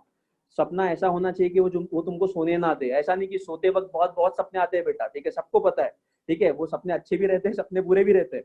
But सपना कौन सा रहता है, असली सपना कौन सा रहता है बेटा, ड्रीम असली कौन सा रहता है कि जो हम खुली आंखें रखते समय जो देखते हैं, that is an true dream. Having vision is dreaming with your eyes open, ठीक है, ये ध्यान में रखना, ठीक है। अब इसमें देखिए, ऐसे प्रकार के मोटिवेशनल वीडियोस, ऐसे प्रकार के मोटिवेशनल कमेंट्स, ऐसे प्रकार के मोटिवेशनल कमेंट्स आप बहुत सुनोगे। मतलब ऐसा हो जाएगा कि आप इंस्टा अगर ज्वाइन करते हो तो इंस्टा पे आपको बहुत सारे ऐसे कमेंट्स दिखते हैं। आप अगर फेसबुक ज्वाइन करते हो तो फेसबुक पे भी आपको ऐसे पेजेस बहुत मिलते हैं कि जहाँ पे आपको बहुत सारी मोटिवेशनल चीजें मिल जाएंगी, ठीक है। बहुत बार ऐसा होता है कि आजकल तो इंस्टाग्राम पे ट्रेंड ही चल रहा है कि अगर आप इंस्टाग्राम पे वो ट्रेंड मतलब ये करते हो तो उसमें क्या होता है कि बहुत बार ऐसा होता है कि आपको एक मोटिवेशनल वीडियो शुरू हो जाते हैं तो आप कंटिन्यूअसली 1-1 2-2 घंटा मोटिवेशन ही लेते बैठते हैं। ये ध्यान में रखना बेटा, एक्सटर्नल मोटिवेशन सिर्फ 20% ही हमको मोटिवेट कर सकता है। 20% मोटिवेशन हमारा एक्सटर्नल होता है, ये ध्यान में रखना हमेशा। 20% ही मैंने बहुत ज्यादा बोल दिया है, 10 to 15% is good. External motivation एक लिमिट तक हमको मोटिवेट कर सकता है, ठीक है, एक्सटर्नल मोटिवेशन एक लिमिट तक हमको मोटिवेट कर सकता है। बट इंटरनल मोटिवेशन हमको वो परमानेंट रहता है, ये ध्यान में रखना। 80% मतलब अगर मोटिवेशन चाहिए तो 80% क्या होना चाहिए, इंटरनल मोटिवेशन होना चाहिए। मतलब अंदर से चीजें आनी चाहिए कि नहीं मुझे बनना है, मुझे ऑफिसर बनना है, मैं किसी भी हालत में ऑफिसर बन के रहूंगा, मतलब रहूंगा ही। ये अगर एटीट्यूड आप अंदर से लाते हो तो ऑब्वियस बात है ये 20% एक्सटर्नल मोटिवेशन का काम बहुत कम हो जाता है। तो इसलिए मैं हमेशा आपको रिक्वेस्ट करूंगा कि बहुत बार ऐसे हो जाता है, एक फेज हमारे लाइफ में ऐसे आता है, एक लो फेज जो आता है ना यूपीएससी प्रिपरेशन में, उस टाइम पे बंदे क्या करते रहते हैं बेटा, दिन रात बंदे मोटिवेशन की सीरीज देखते रहते हैं, ठीक है। कभी वो माहेश्वरी को पढ़ेंगे, कभी वो दूसरे रॉबिन शर्मा को पढ़ेंगे। नहीं बेटा, एक्सटर्नल मोटिवेशन एक लिमिट तक काम का है, इंटरनल मोटिवेशन लाओ। जिस चीज ने तुमको प्रोवोक किया है इस एग्जाम के प्रिपरेशन के लिए, वो चीज आप देखो, ठीक है। बहुत बार ऐसा रहता है कि किसी का ड्रीम रहता है कि नहीं भाई मुझे बनना है, किसी को ऐसा लगता है कि नहीं मुझे दिखाना है कि मेरी कैपेबिलिटी क्या है, तो ये रहता है इंटरनल मोटिवेशन। बहुत बार ऐसा भी होता है कि आपको लगता है कि नहीं यार, जो गरीबों की हालत है, जो गरीब लोग मुझे दिखते हैं अगल बगल में, जिनका बहुत ही बेकार हालत है, तो ऐसी कंडीशन में अगर उनकी लाइफ में चेंज कर सकता हूँ तो this is the my chance, this is the best chance for me. तो ये रहता है इंटरनल मोटिवेशन, और ये 80% इसका वेटेज रहता है हमारे प्रिपरेशन में, ये ध्यान में रखिएगा। Sorry, moving towards the next slide. The second mistake which aspirant generally make, ठीक है, क्या है बेटा, not committing to a single strategy, ये ध्यान में रखना, ठीक है। स्ट्रेटेजी के बारे में तो मैंने पहले ही बताया, पर सिंगल स्ट्रेटेजी पे स्टिक नहीं होते हैं। रजनीश पटेल, कनेक्टिविटी देखो, कनेक्टिविटी देखो अपनी, देखो बाकी लोगों को आवाज आ रहा है, अगर नहीं आता है तो ऑब्वियस बात है सब लोग बोलते हैं, बट आप अपना कनेक्टिविटी देखिए और जहाँ पे कनेक्शन मिल रहा है, नेटवर्क मिल रहा है, वहां पे आप आके बैठिए, ठीक है। चलो शुरू करते हैं। Not committing to a single strategy, second point क्या है बेटा, सिंगल स्ट्रेटेजी को हम लोग स्टिक नहीं करते। बहुत बार ऐसा होता है कि सिंगल स्ट्रेटेजी मतलब क्या, कि मतलब मान लीजिए आपने एक बार स्ट्रेटेजी पूरा प्रॉपर प्लानिंग बना लिया है, उसके बाद क्या करते हो बेटा, आप लोगों को कोई टॉपर का वीडियो दिखता है, आप लोगों को कोई टॉपर का वीडियो दिखता है, क्या होता है, आप उसका वीडियो देखते हो, ऐसे फिर 10 प्रकार के जो टॉपर है उनकी भी वीडियो देख लेते हो, और उनकी जो स्ट्रेटेजी है वो आप डिक्टो कॉपी करने की कोशिश करते हो, but it is a bad side, ठीक है। ये बैड सिग्नल रहता है हमारे प्रिपरेशन का, ये ध्यान में रखना। जब भी आप कोई स्ट्रेटेजी बना रहे हो, वो स्ट्रेटेजी बेटा अपने लिए होनी चाहिए, ना कि दूसरे के लिए होनी चाहिए, ना कि दूसरे की एग्जैक्टली कॉपी होनी चाहिए। देखिए यूपीएससी एग्जाम अगर आपको क्रैक करना है ना, तो यूपीएससी एग्जाम में आपको खुद का कुछ तो भी अलग, कुछ तो भी डिफरेंट चीज वहां पे लाना पड़ेगा, ठीक है। मतलब कुछ तो भी ऐसा जो इनोवेटिव चीज बोलते हैं ना, वो इनोवेशन आपको खुद के अंदर से निकालना पड़ेगा। अब उसके लिए बेटा आपको कड़ी मेहनत करनी पड़ती है, ठीक है। इवन स्ट्रेटेजी के बारे में बता रहा हूँ, कि स्ट्रेटेजी अगर आप डायरेक्टली आप दूसरों का कॉपी करने जाओगे तो बेटा ऑब्वियस बात है वो सामने वाले बंदे का वो स्ट्रेटेजी से रिजल्ट आया है, बट इसकी मैं गारंटी नहीं दे सकता कि वही स्ट्रेटेजी को फॉलो करते हुए आपका भी रिजल्ट आए। ठीक है, ऐसा बहुत कम बार होता है, ध्यान में रखना, बहुत कम मतलब एकदम 0.001% टाइम्स होता है। ठीक है, और ये बहुत कम रेशो है, ये ध्यान में रखना। तो single strategy, not committing to a single strategy पे बने हुए रखना, अड़े हुए रखना कि भाई ठीक है मैंने स्ट्रेटेजी बनाई ना, और उस पे ही हमारा कंटिन्यूएशन मतलब जो प्रिपरेशन है वो उस पे ही डिपेंड करना। देखिए बहुत बार ऐसा होता है कि आप प्लानिंग कर लेते हो, आप स्ट्रेटेजी बना लेते हो, आपको एक हफ्ते बाद दिखता है कि नहीं यार मेरे स्ट्रेटेजी में कुछ तो भी लैकुना है। ठीक है, तो ठीक है बेटा, आपको लैकुना दिख रहा है ना, वहां पे आप उतना स्पेसिफिक चेंजेस कीजिए और फिर से आप अपनी स्ट्रेटेजी को थोड़ा चेंज करके फिर से इंप्लीमेंट करना शुरू कर दीजिए। ठीक है, तो ये आपको जो इशू है, कि भाई गलती होती है तो सुधराया जाए गलती को और फिर से वो पाथ पे कंटिन्यू किया जाए, तो ऐसा आपको करना पड़ेगा। नहीं तो फिर स्ट्रेटेजी बनाने के पहले ही, ठीक है, स्ट्रेटेजी बनाने के पहले ही आप क्या कीजिएगा, स्ट्रेटेजी बनाने के पहले ही आप ऐसे नंबर ऑफ जो टॉपर्स है उनके भी आप वीडियो देख सकते हैं, या फिर हम जो आपको बताएंगे स्ट्रेटेजी के लिए वो भी आप सुन सकते हो। तो फिर उनका कॉम्बिनेशन लेके एक एक पॉइंट आप लेके खुद का एक प्रॉपर स्ट्रेटेजी बनाइए और उसी पे अड़े रहिए। ऐसा ना होना चाहिए कि एक महीने बाद आप बोल रहे हैं कि नहीं सर अभी मेरी स्ट्रेटेजी काम नहीं कर रही है तो मैं दूसरे कोई टॉपर का स्ट्रेटेजी देखता हूँ, ऐसा बिल्कुल नहीं होना चाहिए। तो ये सेकंड मिस्टेक जो मोस्ट कॉमन मिस्टेक है, ऐसा बिल्कुल मत कीजिएगा। जो तीसरा मिस्टेक जनरली करते हैं, not being mains ready before prelims. क्या होता है बेटा, बहुत बार ऐसा होता है कि बंदा प्रीलिम्स के लिए पीछे लग जाता है, मतलब प्रीलिम्स का पूरा किताबें खरीद लेता है, पूरे बुक सेट वगैरह वो लोग पूरे जमा कर लेते हैं, बट बेटा आप अगर सिर्फ प्रीलिम्स का प्रिपरेशन करते बैठोगे ना तो मेंस का प्रिपरेशन आपका कभी नहीं होगा, ये ध्यान में रखिए। Because approach is different for prelims and mains, ये ध्यान में रखिएगा। प्रीलिम्स ये ऑब्जेक्टिव एग्जाम है बेटा। कैसा है prelims is objective kind of an exam, ठीक है। और मेंस कैसा है, मेंस इज सब्जेक्टिव, ठीक है, मतलब मेंस में आपको सवाल लिखने पड़ते हैं, आपको क्रिटिकल एनालिसिस करना पड़ता है, ठीक है। तो एक क्रिटिकल एनालिसिस अगर आपको डेवलप करना है तो ऑब्वियस बात है आपको थिंकिंग कैपेबिलिटी बढ़ानी पड़ेगी, आपको अपनी जो वैचारिक क्षमता है, थिंकिंग कैपेबिलिटी मतलब क्या, सोचने का क्षमता, उसको आपको डेवलप करना पड़ेगा। जैसे मैंने अभी आपको एग्जांपल दिया कि कोई भी टॉपिक अगर आपके सामने आता है तो आपको उसका पॉजिटिव साइड भी देखना है, आपको उसका नेगेटिव साइड भी देखना है, और आपको उसका सोल्यूशन प्रोवाइड करना है, ये ध्यान में रखिएगा, ठीक है। तो हाँ, तो इसमें not being mains ready before prelims. अब इसमें क्या होता है बेटा, अगर आप मेंस का प्रिपरेशन नहीं करते हो, सिर्फ प्रीलिम्स के पीछे लगते हो, तो क्या होगा, आपका पूरा एक साल प्रीलिम्स की प्रिपरेशन में चले गया, आपने पूरे एक साल भर क्या नहीं किया बेटा, आंसर राइटिंग नहीं किया, आपने ऐसे लिख के नहीं देखा, आपने कुछ भी नहीं किया मेंस का। तो ऐसे कंडीशन में आपका प्रीलिम्स तो निकल जाएगा, पर एक बार अगर आपका प्रीलिम्स निकलता है तो उसके बाद क्या आता है, मेंस आता है। और प्रीलिम्स और मेंस में गैप कितना रहता है, मैक्स टू मैक्स 3 महीने का गैप रहता है, 3 महीने का गैप रहता है, और 3 months is not sufficient to cover the mains. और बेटा मेंस में जीएस तो रहता ही है, जनरल स्टडीज के पेपर रहते ही है, but along with general studies आपका ऑप्शनल का एक सब्जेक्ट भी रहता है, और वो भी सब्जेक्ट आपको ये स्पेसिफिक 3 महीने में करना पड़ेगा। और ऑप्शनल का सब्जेक्ट ये बड़ा सब्जेक्ट रहता है, ठीक है। तो ये 3 महीने में पॉसिबल नहीं होता है। मतलब क्या कि अगर आप सिर्फ प्रीलिम्स का ही प्रिपरेशन करते बैठोगे, मेंस का प्रिपरेशन नहीं करोगे, तो आपका रिजल्ट आएगा क्या, रिजल्ट नहीं आएगा। आपको सिर्फ लोगों को बताने के लिए बहुत अच्छा हो जाएगा कि बेटा मेरा प्रीलिम्स निकला, मेरे बेटे का प्रीलिम्स निकला, बस। बट बेटा प्रीलिम्स निकला एक लिमिट तक खुशी देता है, टेम्पररी खुशी देता है। अगर आपको परमानेंट हैप्पीनेस चाहिए तो ऑब्वियस बात है आपको क्या करना पड़ेगा, आपको मेंस का प्रिपरेशन करना पड़ेगा। और मेंस अगर आपका क्रैक होता है तो उसके बाद इंटरव्यू आता है, ठीक है। इन केस अगर आप ये 3 स्टेप में से कोई भी स्टेप में अगर आप फेल होते हैं तो क्या करना पड़ेगा बेटा, आपको फिर से प्रीलिम्स एग्जाम देना पड़ेगा। इवन अगर आप इंटरव्यू में भी फेल होते हो तो आपको फिर से प्रीलिम्स देना पड़ेगा, ठीक है। अब ऐसे कंडीशन में क्या होता है कि बंदा ये विशियस साइकिल में अटक जाता है। मतलब क्या होता है कि भाई हम लोग प्रीलिम्स तो देते हैं, मेंस भी देते हैं, बहुत लोगों के साथ में ऐसा भी होता है कि बार बार 3 साल से बंदा मेंस ही देता है, बट बंदे को समझ में ही नहीं आ रहा है कि उसकी गलती कहाँ पे हो रही है। अब ऐसे कंडीशन में जो मेंस वो देता है, फिर से उसको प्रीलिम्स आता है, फिर से मेंस आता है, फिर से अटक जाता है, तो फिर से प्रीलिम्स पे चले जाता है। बेटा एक एग्जाम के लिए आपको 1 साल वेट करना पड़ता है, ये ध्यान में रखिए। ये विशियस साइकिल बहुत डेंजरस है, तो ऐसा ना हो हमारे साथ में। तो ऑब्वियस बात है हम जब प्रिपरेशन करते हैं तो पहले हमारा काय का प्रिपरेशन होना चाहिए, पहले हमारा मेंस का प्रिपरेशन होना चाहिए, उसके साथ में हमारा प्रीलिम्स का प्रिपरेशन उसके साथ में ही होते रहता है, ये ध्यान में रखना, ठीक है। कुछ अलग से प्रीलिम्स का प्रिपरेशन आपको नहीं करना पड़ेगा। सिर्फ जब टेस्ट सीरीज की बात आती है तो ऑब्वियस बात है आपको टेस्ट सीरीज छुड़ाने के लिए प्रीलिम्स का अलग छुड़ाना पड़ेगा, मेंस का अलग छुड़ाना पड़ेगा, ठीक है। मूविंग टुवर्ड्स द नेक्स्ट, किसी को डाउट है तो पूछ लीजिएगा चैट पे, नहीं तो फिर मूव करते आगे, ठीक है। तो the fourth mistake which aspirants are which commonly made by the aspirants, fourth mistake is wasting unnecessary time on newspaper. ठीक है, this is the most common mistake done by almost all aspirants, ठीक है, almost all aspirants are मतलब they face this problem भाई को कैसा YouTube के how to read the newspaper, पर उसके बावजूद भी ऐसा होता है कि हमको समझ में नहीं आता कि हमारा टाइम कहाँ पे जा रहा है। ठीक है, न्यूज़पेपर में बहुत सारे टॉपर्स बताते हैं कि नहीं बेटा 1 घंटे के ऊपर टाइम मत दीजिए न्यूज़पेपर को, 1.5 घंटा ही पढ़िए। ठीक है, पर उसके बावजूद हमारा 2 ढाई घंटे तक न्यूज़पेपर मतलब कंटिन्यू चलता है।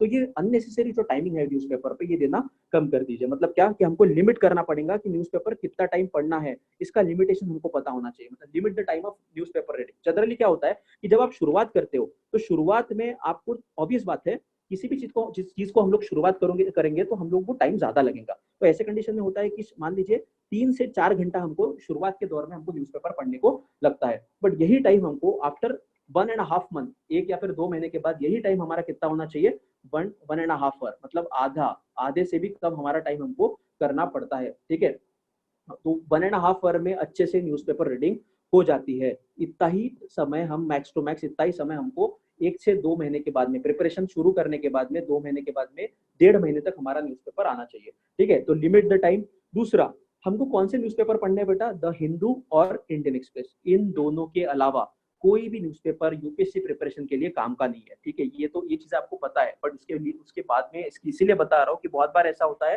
कि लोकल न्यूज़पेपर आ जाते हैं। अगर नागपुर रीजन की बात की जाए, पर स्पेसिफिकली सेंट्रल इंडिया की बात की जाए, तो सेंट्रल इंडिया में आपको पता होगा हितवादा नाम का एक न्यूज़पेपर आता है। ठीक है, अब जब से हम लोग छोटे थे तब से वो हमारे घर पे आ रहा है। अब ऐसा मत करना बेटा, इमोशनल मत बन जाना, सर बहुत पुराना, बहुत नाता हमारा बहुत अलग है वगैरह, ये सब चीजें नहीं चलती इसमें। ठीक है, इमोशनल आप बनोगे एग्जाम नहीं निकलेगा, ये ध्यान में रखना।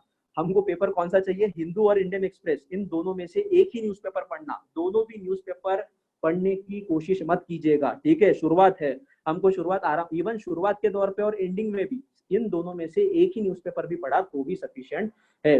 बहुत बार ऐसा होता है बच्चा दिन भर हिंदू भी पढ़ता है, इंडियन एक्सप्रेस भी पढ़ता है। बेटा अपने को किताब नहीं लिखना है कि कौन सा क्या आ रहा है, कौन सा आर्टिकल क्या बोल रहा है। अपने को रिसर्चर भी नहीं बनना है, स्कॉलर भी नहीं बनना है। ठीक है, और अपने को एक्सपर्ट भी नहीं बनना है। अपने को सिर्फ एग्जाम निकालना है, ये ध्यान में रखिए। ठीक है, हमारा विजन, हमारा टारगेट क्लियर होना चाहिए कि कुछ भी हो जाए, हमारा टारगेट क्या है, हमारा टारगेट है एग्जाम को क्रैक करना। और वो एग्जाम क्रैक कैसे किया जा सकता है, इन दोनों में से एक न्यूज़पेपर पढ़ के, बस काम खत्म। तीसरा point, don't read any local newspaper. ठीक है, ये सबसे इंपॉर्टेंट पॉइंट है इस स्लाइड का। Don't read any local newspaper, specifically Hitavada, Times of India. अब टाइम्स ऑफ इंडिया की बात तो अलग ही है बेटा। अगर आपको टाइम्स ऑफ इंडिया में नागपुर टाइम्स देखना है तो आपका मर्जी है। ठीक है, बट उसमें भी ज्यादा पढ़ते नहीं मत बैठना कि कौन से एक्टर ने क्या किया क्या नहीं किया। लड़कों ऑलमोस्ट सबको आदत रहती है कि नहीं सर एक बार देख लेता हूँ, पर नहीं करना बेटा। ठीक है, उसमें टाइम जाता है हमारा। जहां पे भी हमारा टाइम और एनर्जी वेस्ट हो रही है, just try to save it. ठीक है, उसको आप हिंदू और इंडियन एक्सप्रेस, इन दोनों में से एक न्यूज़पेपर में लगा सकते हो। अब अभी देखिए नागपुर की अगर बात की जाए तो नागपुर में हिंदू एक दिन लेट आता है। ठीक है, पर इंडियन एक्सप्रेस आपको डेली बेसिस पे मिलता है। तो आपको अगर लगता है कि जो भी लैंग्वेज आपको कंफर्टेबल होता है, हिंदू की लैंग्वेज थोड़ी टफ है as compare to Indian express, तो आप इंडियन एक्सप्रेस भी अगर आराम से अच्छे से पढ़ते हो तो भी सफिशिएंट है। तो ये न्यूज़पेपर कैसे पढ़ना है, क्या पढ़ना है, हम लोग इसका एक अलग से क्लास लेंगे, उसमें आप बाकायदा बताएंगे कि कौन से टॉपिक्स आपको पढ़ने चाहिए और कौन से टॉपिक्स आपको स्किप करने चाहिए। तीसरे पॉइंट से तो आपको ये समझ में आ गया होगा कि हमको लोकल न्यूज जो आती है वो लोकल न्यूज हमारे कुछ भी काम की नहीं है, ये ध्यान में रखना। ठीक है, और आखिरी पॉइंट बेटा, don't get emotional with newspaper. सबसे important point, don't get emotional. बहुत बार ऐसा होता है कि बच्चा बोलता है कि नहीं सर, मतलब आदत लग जाती है न्यूज़पेपर की। जैसा हमको चाय की कैसे आदत लगती है कि सुबह उठ गए तो चाय पीना है, वैसे हमको न्यूज़पेपर की आदत लगती है। और एक बार आदत लग गई ना तो क्या होता है बेटा, इंसान इमोशनल बन जाता है कि नहीं यार आज न्यूज़पेपर आया नहीं, आज मेरा मूड नहीं लग रहा है, आज ये नहीं हो रहा है, आज वो नहीं हो रहा है। अब ऐसा मत करना बेटा, न्यूज़पेपर नहीं आता है, ऑनलाइन भी न्यूज़पेपर अवेलेबल रहता है। एक दिन का न्यूज़पेपर नहीं पढ़ा तो कुछ हमारा बिगड़ नहीं रहा है। ठीक है, क्योंकि वो चीजें रिपीट होती रहती है न्यूज में। ठीक है, ये ध्यान में रखना। तो don't get emotional with newspaper. ठीक है, moving towards the next slide. The fifth mistake which UPSC aspirants made are reading excessive number of resources। ठीक है, सबसे इंपॉर्टेंट, बहुत लोगों का डाउट रहता है ये। इवन आप में से जितने लोगों ने हर्षदीप सर के साथ में बात किया है, उन्होंने भी यही पूछा है कि सर रिसोर्सेज कौन सा पढ़े, क्या पढ़े, कहाँ से पढ़े। ये डाउट ऑलमोस्ट सब एस्पिरेंट्स को रहता है। और इसमें बच्चे क्या करते हैं बेटा, नंबर ऑफ रिसोर्सेज को गैदर करके रख देते हैं। ठीक है, देखिए यहाँ पे मैंने लाइब्रेरी बताई है, ये एक बंदे का, ये हमारे ही दोस्त का फोटो है जो दिल्ली में पढ़ रहा है। अब उसने ये फोटो भेजा है हमको कि मतलब पुराने टाइम की बात है, उसने ये फोटो भेजा। अब ये रहता है बेटा लाइब्रेरी बनाना, ठीक है, हमारा पर्पस लाइब्रेरी बनाना नहीं होना चाहिए। हमको 10 किताबें नहीं लेना है एक टॉपिक के लिए, हमको सिर्फ एक किताब, एक टॉपिक के लिए एक किताब लेनी है और वही किताब को 10 बार पढ़ना है। ये हमारा अप्रोच होना चाहिए। आप एक ही किताब पे अगर अपनी पूरी एनर्जी इन्वेस्ट करोगे तो ऑब्वियस बात है वो स्पेसिफिक टॉपिक वो एक किताब में से आपका पूरा अच्छे से हो सकता है। तो इसीलिए एक्सेसिव नंबर ऑफ रिसोर्सेज को अवॉइड कीजिए, लाइब्रेरी बनाने की कोशिश मत कीजिए। देखिए इवन आप कोरा पे अगर जाओगे तो कोरा पे भी ऐसे बहुत सारे लोगों ने आंसर्स लिखे हैं कि देखो बेटा मेरी लाइब्रेरी ऐसी है, मैंने इतने बुक जमाए हैं। नथिंग टू बेटा, आखिरी में दुनिया क्या देखती है? दुनिया तुम्हारी पोस्ट देखेंगी, तुम्हारी किताब नहीं देखती है, ये ध्यान में रखना, ठीक है। तो मिनिमम रिसोर्सेज में मैक्सिमम आउटपुट कैसे लाना, इसीलिए हम लोग यहाँ पे बैठे हैं, ठीक है। गाइडेंस इसीलिए आपको दे रहे हैं कि मिनिमम रिसोर्सेज में मैक्सिमम आउटपुट कैसे लाया जाए, कैसे जो हमारा समय है जो बर्बाद होता है उसको कैसे बचाया जाए। तो ऑब्वियस बात है it's up to us to guide you regarding the resources also, ठीक है। और हमारा पर्पस जो है योनास एकेडमी में हम लोग इसी की कोशिश करते हैं कि आपको एक टॉपिक है, मान लीजिए हिस्ट्री है, तो हिस्ट्री के अगर मैं आपको बताना चाहूँ तो 100 किताबें बता सकता हूँ बेटा एक टॉपिक पे, ठीक है। बट हमको वैसा नहीं करना है। हमको क्या करना है, अगर एक टॉपिक है ना तो एक टॉपिक एक किताब से ही हमारा कैसे हो इस पे हम लोग फोकस करेंगे और वही एक किताब को हम लोग 10 बार रिवाइज करेंगे ताकि वो चीजें हमारी अच्छे से दिमाग में बैठ जाए, ठीक है। हमारा पर्पस लाइब्रेरी बनाना नहीं होना चाहिए। दिखावा मत कीजिए। प्रिपरेशन का अगर दिखावा करोगे तो पोस्ट निकलने के चांस बहुत कम हो जाते हैं, ठीक है। और second point, always be precise, ठीक है। कम से कम किताब हमारे पास होने चाहिए and read limited number of books and resources. Limited number of books and resources से ही हमको एग्जाम निकालना है, ठीक है। इवन आप लोगों की हाँ और एक प्रॉब्लम आपके साथ में क्या होता है कि आपके अगल बगल में कोई अगर आपका सीनियर पढ़ रहा है तो ऑब्वियस बात में वो भी आपको ज्ञान देते रहता है कि नहीं बेटा ये पढ़ वो पढ़। मैंने इंडिया आफ्टर गांधी पढ़ा है, बहुत बड़ी किताब है इंडिया आफ्टर गांधी, ठीक है, 1000 पेजेस की किताब है बेटा वो, ठीक है, कुछ काम की किताब नहीं है। इवन सम क्या most of the aspirants are there those who read those book, ठीक है। अब ऐसे कंडीशन में ऐसी किताबें अगर आपको दिखे ना बेटा तो पहले ही वो किताबों को बाजू को ही कर दीजिए, क्योंकि ऐसी किताबें हमको ऑफिसर नहीं बनाने वाली है। ऐसी किताबें हमको नॉलेज जरूर देंगी बट हमारा प्रैक्टिकल पर्पस क्या है बेटा, हमारा पर्पस है हमको पोस्ट चाहिए। तो ऑब्वियस बात है हम जो भी आपको चीजें बताएंगे, जो भी आपको किताबें बताएंगे, लिमिटेड किताबें बताएंगे और हमारी तरफ से जो नोट्स हम है वो हमारी तरफ से नोट हम प्रोवाइड करने की कोशिश करेंगे। तो इतना भी अगर आपने किया तो सफिशिएंट है। एक्सेसिव नंबर ऑफ रिसोर्सेज के पीछे भागने की कोशिश ना कीजिए, ठीक है। 6th पॉइंट, अब जो 6th मिस्टेक जनरली एस्पायरेंट बनते हैं वो क्या है, not writing answer and test periodically, ठीक है। क्या होता है बेटा, मैंने अभी आपको बताया, अगर आपको मेंस हमारा जो स्टेप 3, देखिए मैंने हिमालय का तो आपको एक्सप्लेन करके दिया था, 4 स्टेप में मैंने एग्जाम को डिवाइड किया है, ठीक है। तो उसमें का स्टेप 3 क्या है, आंसर राइटिंग का स्टेप है। अगर आप आंसर राइटिंग नहीं करते हो तो आपका मेंस निकलने का चांस बहुत कम हो जाता है, ये ध्यान में रखिएगा। मेंस का प्रिपरेशन करना अलग बात, मेंस का नॉलेज लेना अलग बात, पर और मेंस का आंसर राइटिंग करना अलग बात। Answer writing is an art, कला है बेटा वो, कला, ठीक है। Answer writing is an art. कोई भी आर्ट को अगर आपको डेवलप करना है तो आपको क्या करना पड़ेगा, प्रैक्टिस करना पड़ता है, ठीक है। और ये प्रैक्टिस यहाँ पे भी यही फॉर्मूला अप्लाई होता है। इवन इन यूपीएससी अगर आपको आंसर राइटिंग को डेवलप करना है तो you have to write the multiple number of answers, ठीक है, from different angles, from different dimensions. जब आप ये करोगे तो ऑब्वियस बात है आपको आउटपुट मिलेगा। एंड टेस्ट पीरियोडिकली, टेस्ट कौन सा बेटा, इवन यूपीएससी मेंस के टेस्ट और प्रीलिम्स के टेस्ट। प्रीलिम्स के कौन से टेस्ट होंगे, आपके ऑब्जेक्टिव टेस्ट होंगे, ठीक है। प्रीलिम्स का ऑब्जेक्टिव टेस्ट होता है कि जहां पे आपको एक सवाल दिया जाएगा, उसके 4 ऑप्शन है, 4 में से आपको सही जवाब चुनना है, ठीक है। तो इसमें बच्चे क्यों नहीं लिखते आंसर राइटिंग, देखिए जो 100% जो बच्चे प्रिपरेशन करते हैं, मतलब जो एस्पायरेंट्स है यूपीएससी एस्पायरेंट, 100% में से heart to heart 10% people write regular answers, सिर्फ 10%। ये 10% भी मैं बहुत ज्यादा बता रहा हूँ, 10% से बहुत कम है वो, ठीक है, बट 10% अंदाज लेके चलते हैं। ये 10% में से फिर बेटा जो सिलेक्शन होने वाले बंदे रहते हैं या फिर जो मेंस क्वालिफाई करने वाले बंदे रहते हैं, ये 10% में से ही रहते हैं, तो ये ध्यान में रखिएगा। और जो सिलेक्शन है वो 1% में से वो रहते हैं। तो ऐसा ये पूरा रेशियो चलता है। तो ऑब्वियस बात है आप जितना आंसर राइटिंग का प्रैक्टिस ज्यादा करोगे, जितना आप टेस्ट ज्यादा लिखोगे, उसका उतना ही फायदा आपको होता है, ठीक है। अब इसमें देखिए, इसमें प्रॉब्लम क्या होता है, इसमें रहता है फियर फैक्टर। फियर फैक्टर, डर आ जाता है बेटा, ठीक है। डर जहां पे आ गया ना, वहां पे इंसान वो अटेम्प्ट करने की कोशिश नहीं करता, ये ध्यान में रखिएगा। तो ये डर अपने दिमाग से निकाल लीजिएगा कि नहीं सर मेरा क्या होगा। और उसमें भी फियर फैक्टर जो है, और ये स्पेसिफिकली फियर फैक्टर में भी हम लोग क्या क्या दिमाग में लाते हैं कि पहला तो देखो बेटा, बंदे को आंसर लिखना ही है, मतलब वो सिर्फ सोच रहा है, उसके पहले वो क्या देखते रहता है, पूरे वीडियो देखता है कि भाई कैसे लिखना है, क्या मतलब जो तामझाम रहता है ना कि भाई वो पूरा कर लेता है, पूरा प्लानिंग करता है कि नहीं मैं ऐसे लिखूंगा, मैं ये पेजेस लाऊंगा, मैं यहाँ से ये ऐसी किताबें लाऊंगा, ठीक है। ये हमारे साथ भी हुआ है, ठीक है, we have made the same mistakes, so that's why I am telling you, ठीक है। तो ऐसे में ऐसा होता है कि भाई बड़े बड़े किताबें लाते हैं, A4 शीट्स के वो बंडल बना लेते हैं, ठीक है। उसके बाद हमारा काय पर हमारा विचार जाता है, ठीक है, विच पेन टू यूज, सबसे बड़ा गहन प्रश्न है बेटा, ठीक है।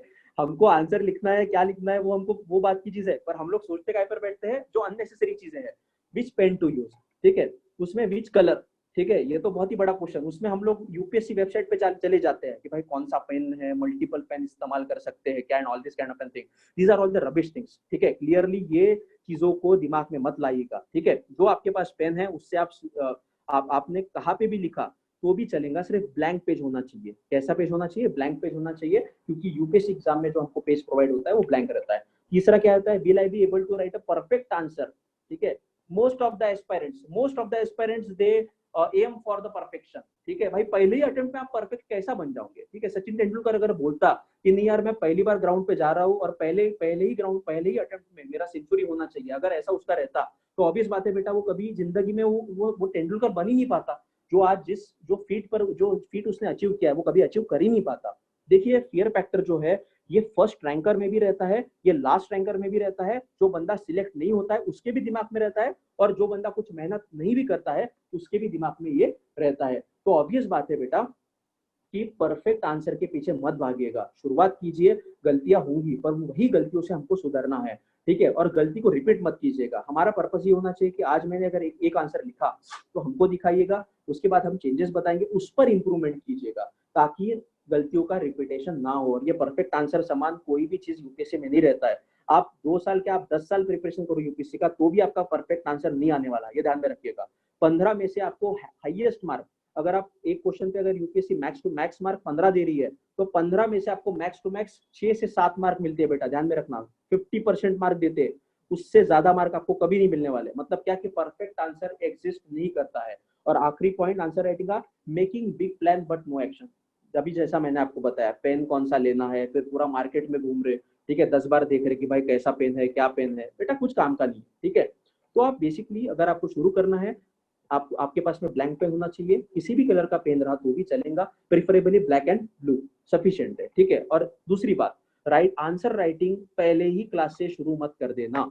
जैसा अभी हमारा डेमो क्लास चल रहा है, इसके बाद में जब रेगुलर शुरू हो जाएगा तो ऐसा मत करना कि पहले ही दिन से आंसर लिखना शुरू कर दिया, ऐसा बिल्कुल मत कीजिएगा, ठीक है। पहले कुछ नॉलेज गेन कीजिएगा, 1-2 महीने का प्रॉपर आपका अगर नॉलेज गेन होता है, उसके बाद में आफ्टर 1 और 2 मंथ्स आप क्या कर सकते हो, आप आंसर राइटिंग शुरुआत कर सकते हो, और आप टेस्ट देने के लिए भी जा सकते हो। अब इसमें देखिए कंफ्यूजन बहुत होता है, ठीक है।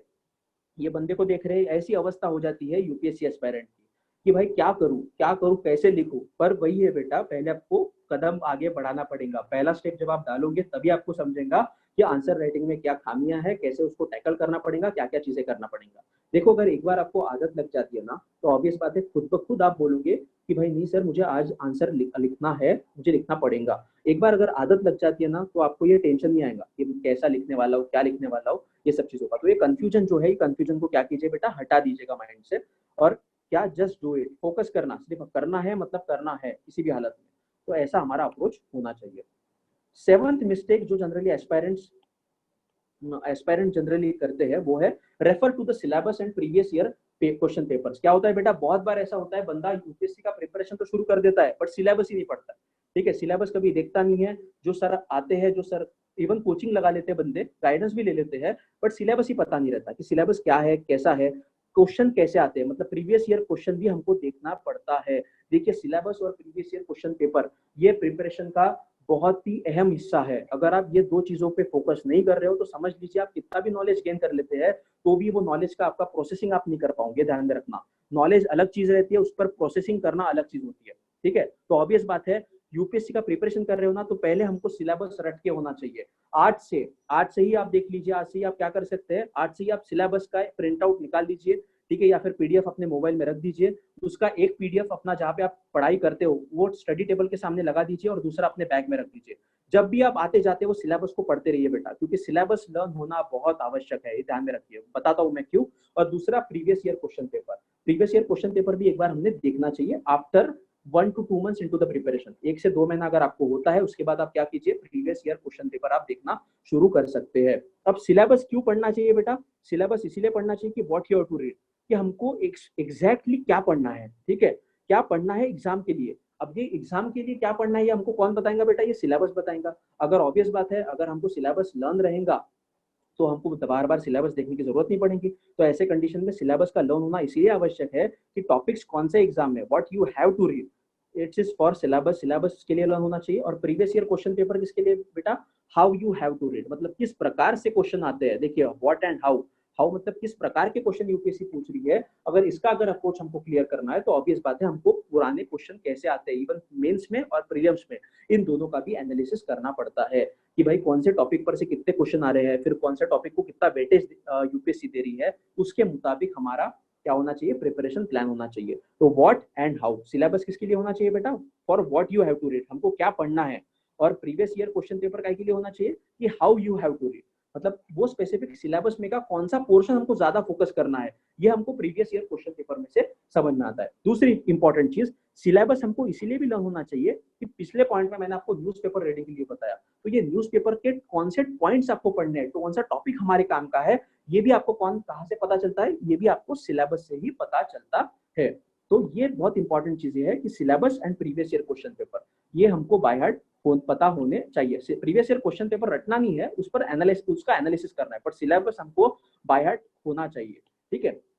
अब सिलेबस का हमको फायदा क्या होता है बेटा, कि सिलेबस अगर हमको पता है तो हमारा टाइम एंड एफर्ट्स ये दोनों चीजें बच जाती है। क्योंकि बहुत बार ऐसा होता है कि बच्चों को सिलेबस पता न होने के कारण कि वो स्पेसिफिक टॉपिक हमारे प्रिपरेशन का पार्ट है कि नहीं है, यही हमको पता नहीं रहता, और उसके बावजूद हम क्या कर लेते हैं, हम वो उतना टाइम और एफर्ट्स ये दोनों भी हम लोग उस स्पेसिफिक टॉपिक पढ़ने में लगा देते हैं, और बाद में हमको पता चलता है कि बेटा ये टॉपिक हमारे कुछ काम का ही नहीं है। ऐसा ना हो, मतलब हमारा टाइम और एफर्ट्स हमारे वेस्ट ना जाए, इसीलिए पहले सिलेबस एक लर्न कर लेना चाहिए। ये स्मार्ट स्ट्रेटेजी का, ये स्मार्ट वर्क का एक पार्ट है बेटा। और दूसरा क्या है बेटा, ये प्रीवियस ईयर क्वेश्चन पेपर क्यों क्यों देखना चाहिए, बिकॉज इट सेव्स एनर्जी, कि भाई कौन से टॉपिक कितने पढ़ने हैं और कितने डेप्थ में पढ़ने हैं, ये हमको कहाँ से पता चलता है, प्रीवियस ईयर क्वेश्चन पेपर में से पता चलता है। ये दोनों भी चीज, सिलेबस और प्रीवियस ईयर क्वेश्चन पेपर अगर आप पढ़ते हैं, this is the first step of smart work in UPSC preparation. देखिए बहुत बहुत सारे ऐसे क्लासेस आ गए हैं, बताते हैं कि भाई हम लोग स्मार्ट ट्रिक्स देंगे, ये देंगे वो देंगे, कुछ जरूरत नहीं है बेटा, ये बेसिक स्मार्ट वर्क है। ये अगर आप सिलेबस और प्रीवियस ईयर क्वेश्चन पेपर को भी एनालाइज करते हो ना, तो ये फर्स्ट स्टेप आप स्मार्ट वर्क का फुलफिल कर रहे हो। और स्मार्ट वर्क कब आता है बेटा, स्मार्ट वर्क के लिए आपको हार्ड वर्क करना पड़ेगा, ठीक है। आपको अगर हम लोग स्पून फीडिंग करते थे ना, स्पून फीडिंग का आप एक लिमिट तक इस्तेमाल कर सकते हो, पर अगर आपको पोस्ट निकालना है तो अलाउ स्पून फीडिंग काम का नहीं है, आपको खुद ही डेवलप करना पड़ेगा एटीट्यूड। ये जो स्मार्ट वर्क है, आप जब हार्ड वर्क करोगे तो हार्ड वर्क में से ही आपका स्मार्ट वर्क निकल के आता है, ये ध्यान में रखिएगा। तो इसीलिए कभी से कभी भी किसी भी टीचर से एक्सपेक्ट मत कीजिएगा कि वो आपको स्पून फीडिंग करेगा, एक लिमिट तक की जा सकती है बेटा। बट अगर आपको ये यूपीएससी ऐसा एग्जाम है कि इसमें स्पून फीडिंग से आपको आउटपुट जीरो मिलेगा, अभी बता रहा हूँ, स्पून फीडिंग से आउटपुट आपको जीरो मिलेगा, ठीक है। तो पहले आप कोशिश कीजिए, कोशिश करने के बाद हमारे पास आइए कि सर देखिए मैंने कोशिश किया पर मुझे लगता है कि कुछ गलतियां हैं, तो ऑब्वियस बात है बेटा, we will be most happy to tell you about all that thing, कि भाई उसमें आप क्या चेंजेस कर सकते हो, क्या नहीं कर सकते हो। पर आप सीधा क्वेश्चन लेके हमारे पास आ रहे हो कि सर मुझे बता दीजिएगा, ठीक है मैं बता दूंगा, बट बताने के बाद आउटपुट क्या मिलेगा, तो ऑब्वियस बात है if you want to gain the output तो उसमें भी हमको ये सब चीजों पे फोकस करना पड़ेगा। So the eighth mistake which the UPSC aspirant commonly make क्या है, prepare last one, eighth one क्या है बेटा, कि we have to prepare our own notes, ये ध्यान में रखना, ठीक है। बीइंग एन यूपीएससी एस्पायरेंट हमको खुद के नोट्स खुद बनाने पड़ेंगे, कितने भी हम लोग नोट्स आपको प्रोवाइड करेंगे, कितने भी आपको कोचिंग क्लासेस है वो भी अगर देंगे तो वो भी आपको खुद के नोट्स बनाने पड़ेंगे। खुद के नोट्स खुद के काम के लिए रहते हैं, ध्यान में रखना। और ये जो ओन नोट्स रहते हैं बेटा, यही सबसे बड़ा सक्सेस फैक्टर रहता है यूपीएससी एग्जाम में। हम लोग आपको गाइड करेंगे कि how to make a notes, ठीक है, we will be guiding you कि भाई how to make a notes, कैसे करना, कैसे क्लासिफिकेशन करना, ये सब चीजें हम हमारी तरफ से बताएंगे। बट खुद के नोट्स सिर्फ खुद के ही होने चाहिए, तो वो सबसे शॉर्ट वर्जन होता है आपके नोट्स का, ठीक है, क्योंकि वो आपने अपने पर्सपेक्टिव से बनाए हुए हैं, ठीक है, आपके अंडरस्टैंडिंग से बनाए हुए हैं। तो ऐसे कंडीशन में ओन नोट्स आपको बनाने पड़ेंगे, और वो कैसे बनाने हैं, कब बनाने हैं, ये सब चीजें हम लोग यहाँ पे आपको बताने वाले हैं। अब इसका काम क्या रहता है खुद के नोट्स का, फर्स्ट है इंपॉर्टेंट फॉर रिवीजन। बेटा कल आपकी एग्जाम है, आज आपको रिवाइज करना है, तो ऑब्वियस बात है आप अगर किताब लेके बैठोगे तो आपका रिवीजन नहीं होने वाला है। तो ऐसे कंडीशन में आपके अगर खुद के नोट्स रहते हैं तो ऑब्वियस बात है रिवीजन अच्छा होगा। Second point, keyword approach. Notes making में सबसे इंपॉर्टेंट है बेटा कि कीवर्ड पे फोकस करना, ठीक है। कीवर्ड्स आर द हम बोल सकते हैं कि keywords are the way towards the success in UPSC examination, ठीक है। दीज आर द एक पैसेज है हमारे लिए कीवर्ड्स। तो ये कीवर्ड जितने ज्यादा हम लोग ये फोकस करेंगे तो उतने ज्यादा हमारे नोट्स क्या होते हैं बेटा, कंसाइज होते हैं, कम छोटे छोटे होते जाते हैं। तो ये कीवर्ड अप्रोच भी कैसे डेवलप करना, क्या करना, हम लोग आपको बताएंगे। तीसरा, नोट्स क्या करते हैं बेटा, हमारा टाइम बचाते हैं। ये देखिए अभी आपको नहीं समझेगा, अभी आपको लगेगा कि सर कैसे बचाते हैं, क्या है, पर ये हमारे खुद के नोट्स जब आप खुद देखोगे तो आपको खुद में समझ में आ जाएगा कि नहीं, नोट्स हमारे बहुत टाइम बचा देते हैं, बहुत एनर्जी बचा देते हैं। और आखिरी क्या बेटा, जब हम नोट्स बनाते हैं ना तो हमको पेन चलाना पड़ता है, ये ध्यान में रखिएगा। जब हम नोट्स बनाते हैं तो हमको हमारा पेन चलाना पड़ता है। पेन चलाना पड़ता है मतलब क्या बेटा, फिर से हमारी इनडायरेक्टली प्रैक्टिस काय की हो रही है, आंसर राइटिंग की प्रैक्टिस हो रही है। तो इनडायरेक्टली जब हम नोट्स बनाते हैं तो उसका फायदा हमको आंसर राइटिंग में भी होता है। अब देखिए यहाँ पे ये बच्चा बैठा है, वो भी सोचता है but how to make notes, ठीक है। सबको सवाल आता है कैसे बनाए कैसे बनाए। ज्यादा सोचने का नहीं बेटा, डोंट वरी, ठीक है। यहाँ पे संजू बाबा बैठा हुआ है, संजू बाबा क्या बोलता है, टेंशन नहीं लेने का, ठीक है। तो उसके पीछे गांधी जी भी है, तो अलग अच्छी बात है। तो संजू बाबा ने भले कितने भी कांड किए हो बट संदेश अच्छा है उनका इसमें कि कौन बताएगा बेटा, we will tell you how to make the notes, ठीक है। There will be an special lecture for notes making, so don't worry about all this kind of things. ये हम चीजें बताएंगे बट अभी सिर्फ आपको इंटीमेट किया जा रहा है। तो 9th मिस्टेक जो जनरली यूपीएससी एस्पायरेंट करता है, destructive use of social media, ठीक है। बहुत बार ऐसा होता है, मैंने अभी आपको बताया यूट्यूब पे बंदे चले जाते हैं, ठीक है। अब यूट्यूब पे चले जा रहे हैं, एक वीडियो देख लिया, ठीक है, कोई न्यूज चैनल का वीडियो देख लिया, पर उसके नीचे दूसरा स्ट्रीम वीडियो लगा ही रहता है, वो भी चलना शुरू हो जाता है। हम लोग प्लान करते हैं कि यूट्यूब पे मैं सिर्फ 15 मिनट देखूंगा, बेटा 15 मिनट का 1.5 घंटा कब होता है हमको पता भी नहीं चलता है, और ऐसे ही हमारा टाइम निकल जाता है सोशल मीडिया पे। अब तो ये होगी बात यूट्यूब की। अलॉन्ग विथ यूट्यूब कौन सा रहता है बेटा, दूसरा वेबसाइट, दूसरा वेबसाइट का मतलब क्या कि आपको आजकल पता होगा insightsis.com, isbaba.com, इवन हमारा eonis.com। तो ऐसे बहुत सारे क्या है बेटा, बहुत सारे प्लेटफॉर्म्स आर अवेलेबल। तो ऐसे कंडीशन में क्या होता है, हम लोग वेबसाइट पे चले जाते हैं। अब इनसाइट साइंस के हम अगर बात करते हैं तो इनसाइट साइंस पे क्या रहता है, इनसाइट साइंस पे वहाँ पे आंसर राइटिंग का वो डेली बेसिस पे आंसर राइटिंग अपलोड करते हैं कि ये क्वेश्चन है हमारा, आप आंसर लिखिए, और उसके नीचे कमेंट करना पड़ता है। मतलब बच्चे वहां पे ही आंसर लिखते हैं। अब बहुत सारे बच्चे क्या होते हैं बेटा, कोई होशियार रहता है तो वहां पे ही अपना दिखाना शुरू कर देता है, वहां पे बड़े बड़े आंसर लिखते बैठता है कमेंट सेक्शन में, और उसमें डिस्कशन कि इसमें क्या गलतियां है क्या नहीं। बेटा we don't have to do that, ठीक है। We don't have to waste your time on that specific platform, ठीक है। ऐसा अगर आप करोगे बेटा, आपको पोस्ट नहीं मिला है, आपको पोस्ट नहीं मिला है, आपका टाइम आपका क्रूशियल है। ऐसे कंडीशन में आप अननेसेसरी चीजों के पीछे या फिर दूसरे लोगों को खुद का नॉलेज अगर दिखाने के लिए अगर आप वो स्पेसिफिक वेबसाइट पे जाके अगर आप आंसर राइटिंग कर रहे हो, या फिर कमेंट सेक्शन में आप वो जो कमेंट्स रहते हैं उस पर अगर आप टाइप कर रहे हो, तो ये आप खुद का लॉस कर रहे हो। तो ऑब्वियस बात है बेटा, ये सोशल मीडिया के जो प्लेटफॉर्म्स रहते हैं तो इससे थोड़ा कम इस्तेमाल कीजिए। क्वेश्चन देखा, क्वेश्चन खुद ऑफलाइन फॉर्मेट में लिख के देखिए, उतना भी अगर आपने किया तो वो भी सफिशिएंट है, और हमें दिखा दीजिए, ठीक है। तीसरा जो सोशल मीडिया है that is on Telegram. Number of channels are available on Telegram, one of the channel is ours also, ठीक है। पर हमारा चैनल में हम लोग कोशिश करते हैं कि कम से कम चीजें डाली जाए कि जो बच्चों को स्पेसिफिकली एग्जाम ओरिएंटेड काम की रहे। बट ऐसे बहुत सारे टेलीग्राम में आपको चैनल्स मिलेंगे कि जिसमें number of students are active, तो उसमें क्या हो जाता है, हम लोग वहां पे चले जाते हैं, वहां पे स्पेसिफिकली हम देखते रहते हैं दिन भर। टेलीग्राम में भी ऐसा होता है कि एक बार अगर आप टेलीग्राम ऐप अगर खोल दो तो उसमें भी आपका आधा पौन घंटा तो ऐसे ही चले जाएगा। तो ऑब्वियस बात है we don't have to do that, ठीक है।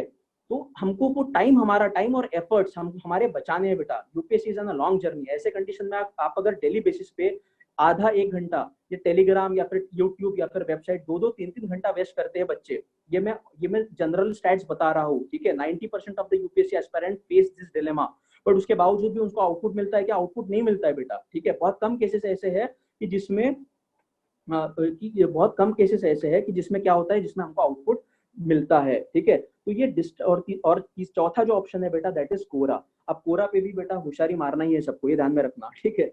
होशियारी एस्पायरेंट्स क्या करते हैं, aspirants generally they go to the Quora, ठीक है। कोरा पे जाते हैं, वहां पे भी क्या होते हैं, बहुत सारे ऐसे बच्चे रहते हैं वो सवाल पूछ लेते हैं और सवालों के जवाब देते बैठते हैं। एस्पायरेंट, यूपीएससी एस्पायरेंट, बेटा तुमको पोस्ट नहीं मिला है, कुछ नहीं मिला है, और तुम क्यों आंसर वहां पे लिख रहे हो, ठीक है। तुम्हारा हॉबी है, तुमको ब्लॉग्स लिखना है, दैट इज गुड, ठीक है। बट अगर आपका कुछ इंटेंशन नहीं है, तुमको ब्लॉगर नहीं बनना है, तुमको ब्लॉग अच्छे नहीं लिखना है, कुछ नहीं करना है, और सिर्फ तुमको दिखाना है कि नहीं भाई देख मेरे पास नॉलेज इतना है, बेटा आपसे बाप बाप लोग वहां पे बैठे हुए हैं, ठीक है, जिनका सिलेक्शन हुआ है, जो प्रोफेसर है या फिर जो एक्सपर्ट है उस स्पेसिफिक फील्ड में, उसको जवाब लिखने दीजिए, अपना टाइम वहां पे वेस्ट मत कीजिए। तो ये चीज बहुत इंपॉर्टेंट है कि सोशल मीडिया का इस्तेमाल कम से कम कीजिए। देखिए ऐसा नहीं है कि कुछ अच्छे प्लेटफॉर्म्स नहीं है, इवन यूट्यूब पे अगर आप जाते हैं तो there are multiple platform. One of our channel योना इसका खुद का एक यूट्यूब का चैनल है, हम उस पर भी हम लोग अलग अलग छोटे छोटे 2-2 1-1 मिनट में हम लोग वीडियो बनाते हैं, तो वो भी आप देख सकते हो। दूसरा क्रक्स नाम का एक न्यूज चैनल का एक रिपोर्ट एक ये होता है, वो भी बहुत छोटे छोटे न्यूज बनाते हैं। क्विंट का एक है। तो ऐसे जो इंफॉर्मेटिव चीजें आपको मिलती है तो आप देख लीजिए, but max to max 15 to 20 minutes आप इन्वेस्ट कीजिए। उसके उसके ऊपर में मतलब 20 मिनट के ऊपर में आप अपना टाइम इन्वेस्ट मत कीजिए सोशल मीडिया पे। मूविंग टुवर्ड्स द वेट, हाँ, अब ओवर नेक्स्ट पॉइंट पे आते हैं। Over use of this platforms distracts your time and energy. Obvious बात है बेटा, टाइम एंड एनर्जी तो इंपॉर्टेंट है ही। ये एग्जाम ऐसा है कि इसमें हमको टाइम भी देना है और एनर्जी भी लगती है। तो ऑब्वियस बात है, एनर्जी ऐसी चीजों पे लगाइए कि जिससे आउटपुट मिले। हमको अगर आउटपुट ही नहीं मिल रहा है एनर्जी लगाने के बाद में, तो वो टाइम भी आपका वेस्ट जाता है और आपकी एनर्जी भी वेस्ट जाती है। ऐसा मत कीजिए, टाइम प्रीशियस है, ये ध्यान में रखिए। ठीक है, लिमिटेड टाइम है हमारे पास में, हमको अगर एक साल में एग्जाम क्रैक करना है तो ऑब्वियस बात है हमारा प्लानिंग भी वैसा होना चाहिए। And at last, don't watch such kind of videos. देखिए ये देखने के बाद कभी नहीं करोगे समय बर्बाद। अरे अरे पूरा जो ये है अपना क्या बोलते हैं, पूरा यूथ है, वो यूथ ऐसे वीडियो के कारण परेशान होता है बेटा। मैंने अभी बताया, पहला ही पॉइंट आपको बताया, मोटिवेशनल वीडियोस के पीछे टाइम मत गवाइएगा। ठीक है, don't waste your unnecessary time कि भाई वो वेस्ट है टाइम, स्पेसिफिकली अगर बात की जाए तो। ये ऐसे वीडियोस के पीछे टाइम मत अपना बर्बाद कीजिए कि कैसे टाइम बचा सकते हैं, क्या कर सकते हैं। बेटा आप 100 वीडियो देख लीजिए, तभी भी आपका टाइम वेस्ट होने वाला है। ये आपको मन से अंदर से लाना पड़ेगा कि नहीं, मुझे इतना ही टाइम देना है, तो ऑब्वियस बात है उतना ही टाइम मुझे देना है, मतलब देना है। ऐसा जब आप खुद को स्ट्रिक्ट डिसिप्लिन लगाते हो तो ही आउटपुट निकल सकता है, ना कि 10-15 वीडियो देखने से। ठीक है, देखिए हैबिट्स नाम का एक किताब है, वो हैबिट्स नाम का किताब में एक रूल दिया गया है। अगर आपको कोई भी चीज की अगर हैबिट अगर आपको लगाना है तो आपको मिनिमम वो आदत 21 डेज तक कंटिन्यू करना पड़ता है। जब आप 21 डेज तक वो हैबिट कंटिन्यू करते हो तब बेटा आपको आउटपुट मिलता है। ठीक है, ये ध्यान में रखिएगा। Even this thing applies to answer writing, this thing applies to any kind of an preparation. ठीक है, तो ऐसा ये 9th मिस्टेक्स यूपीएससी एस्पिरेंट करते हैं। 10th one is over thinking about result. ठीक है, बहुत बार ऐसा होता है बेटा कि मैं पास होऊंगा कि नहीं होऊंगा। ठीक है, अब बेटा जो चीज हमारे हाथ में नहीं है उसके बारे में क्यों सोचने का।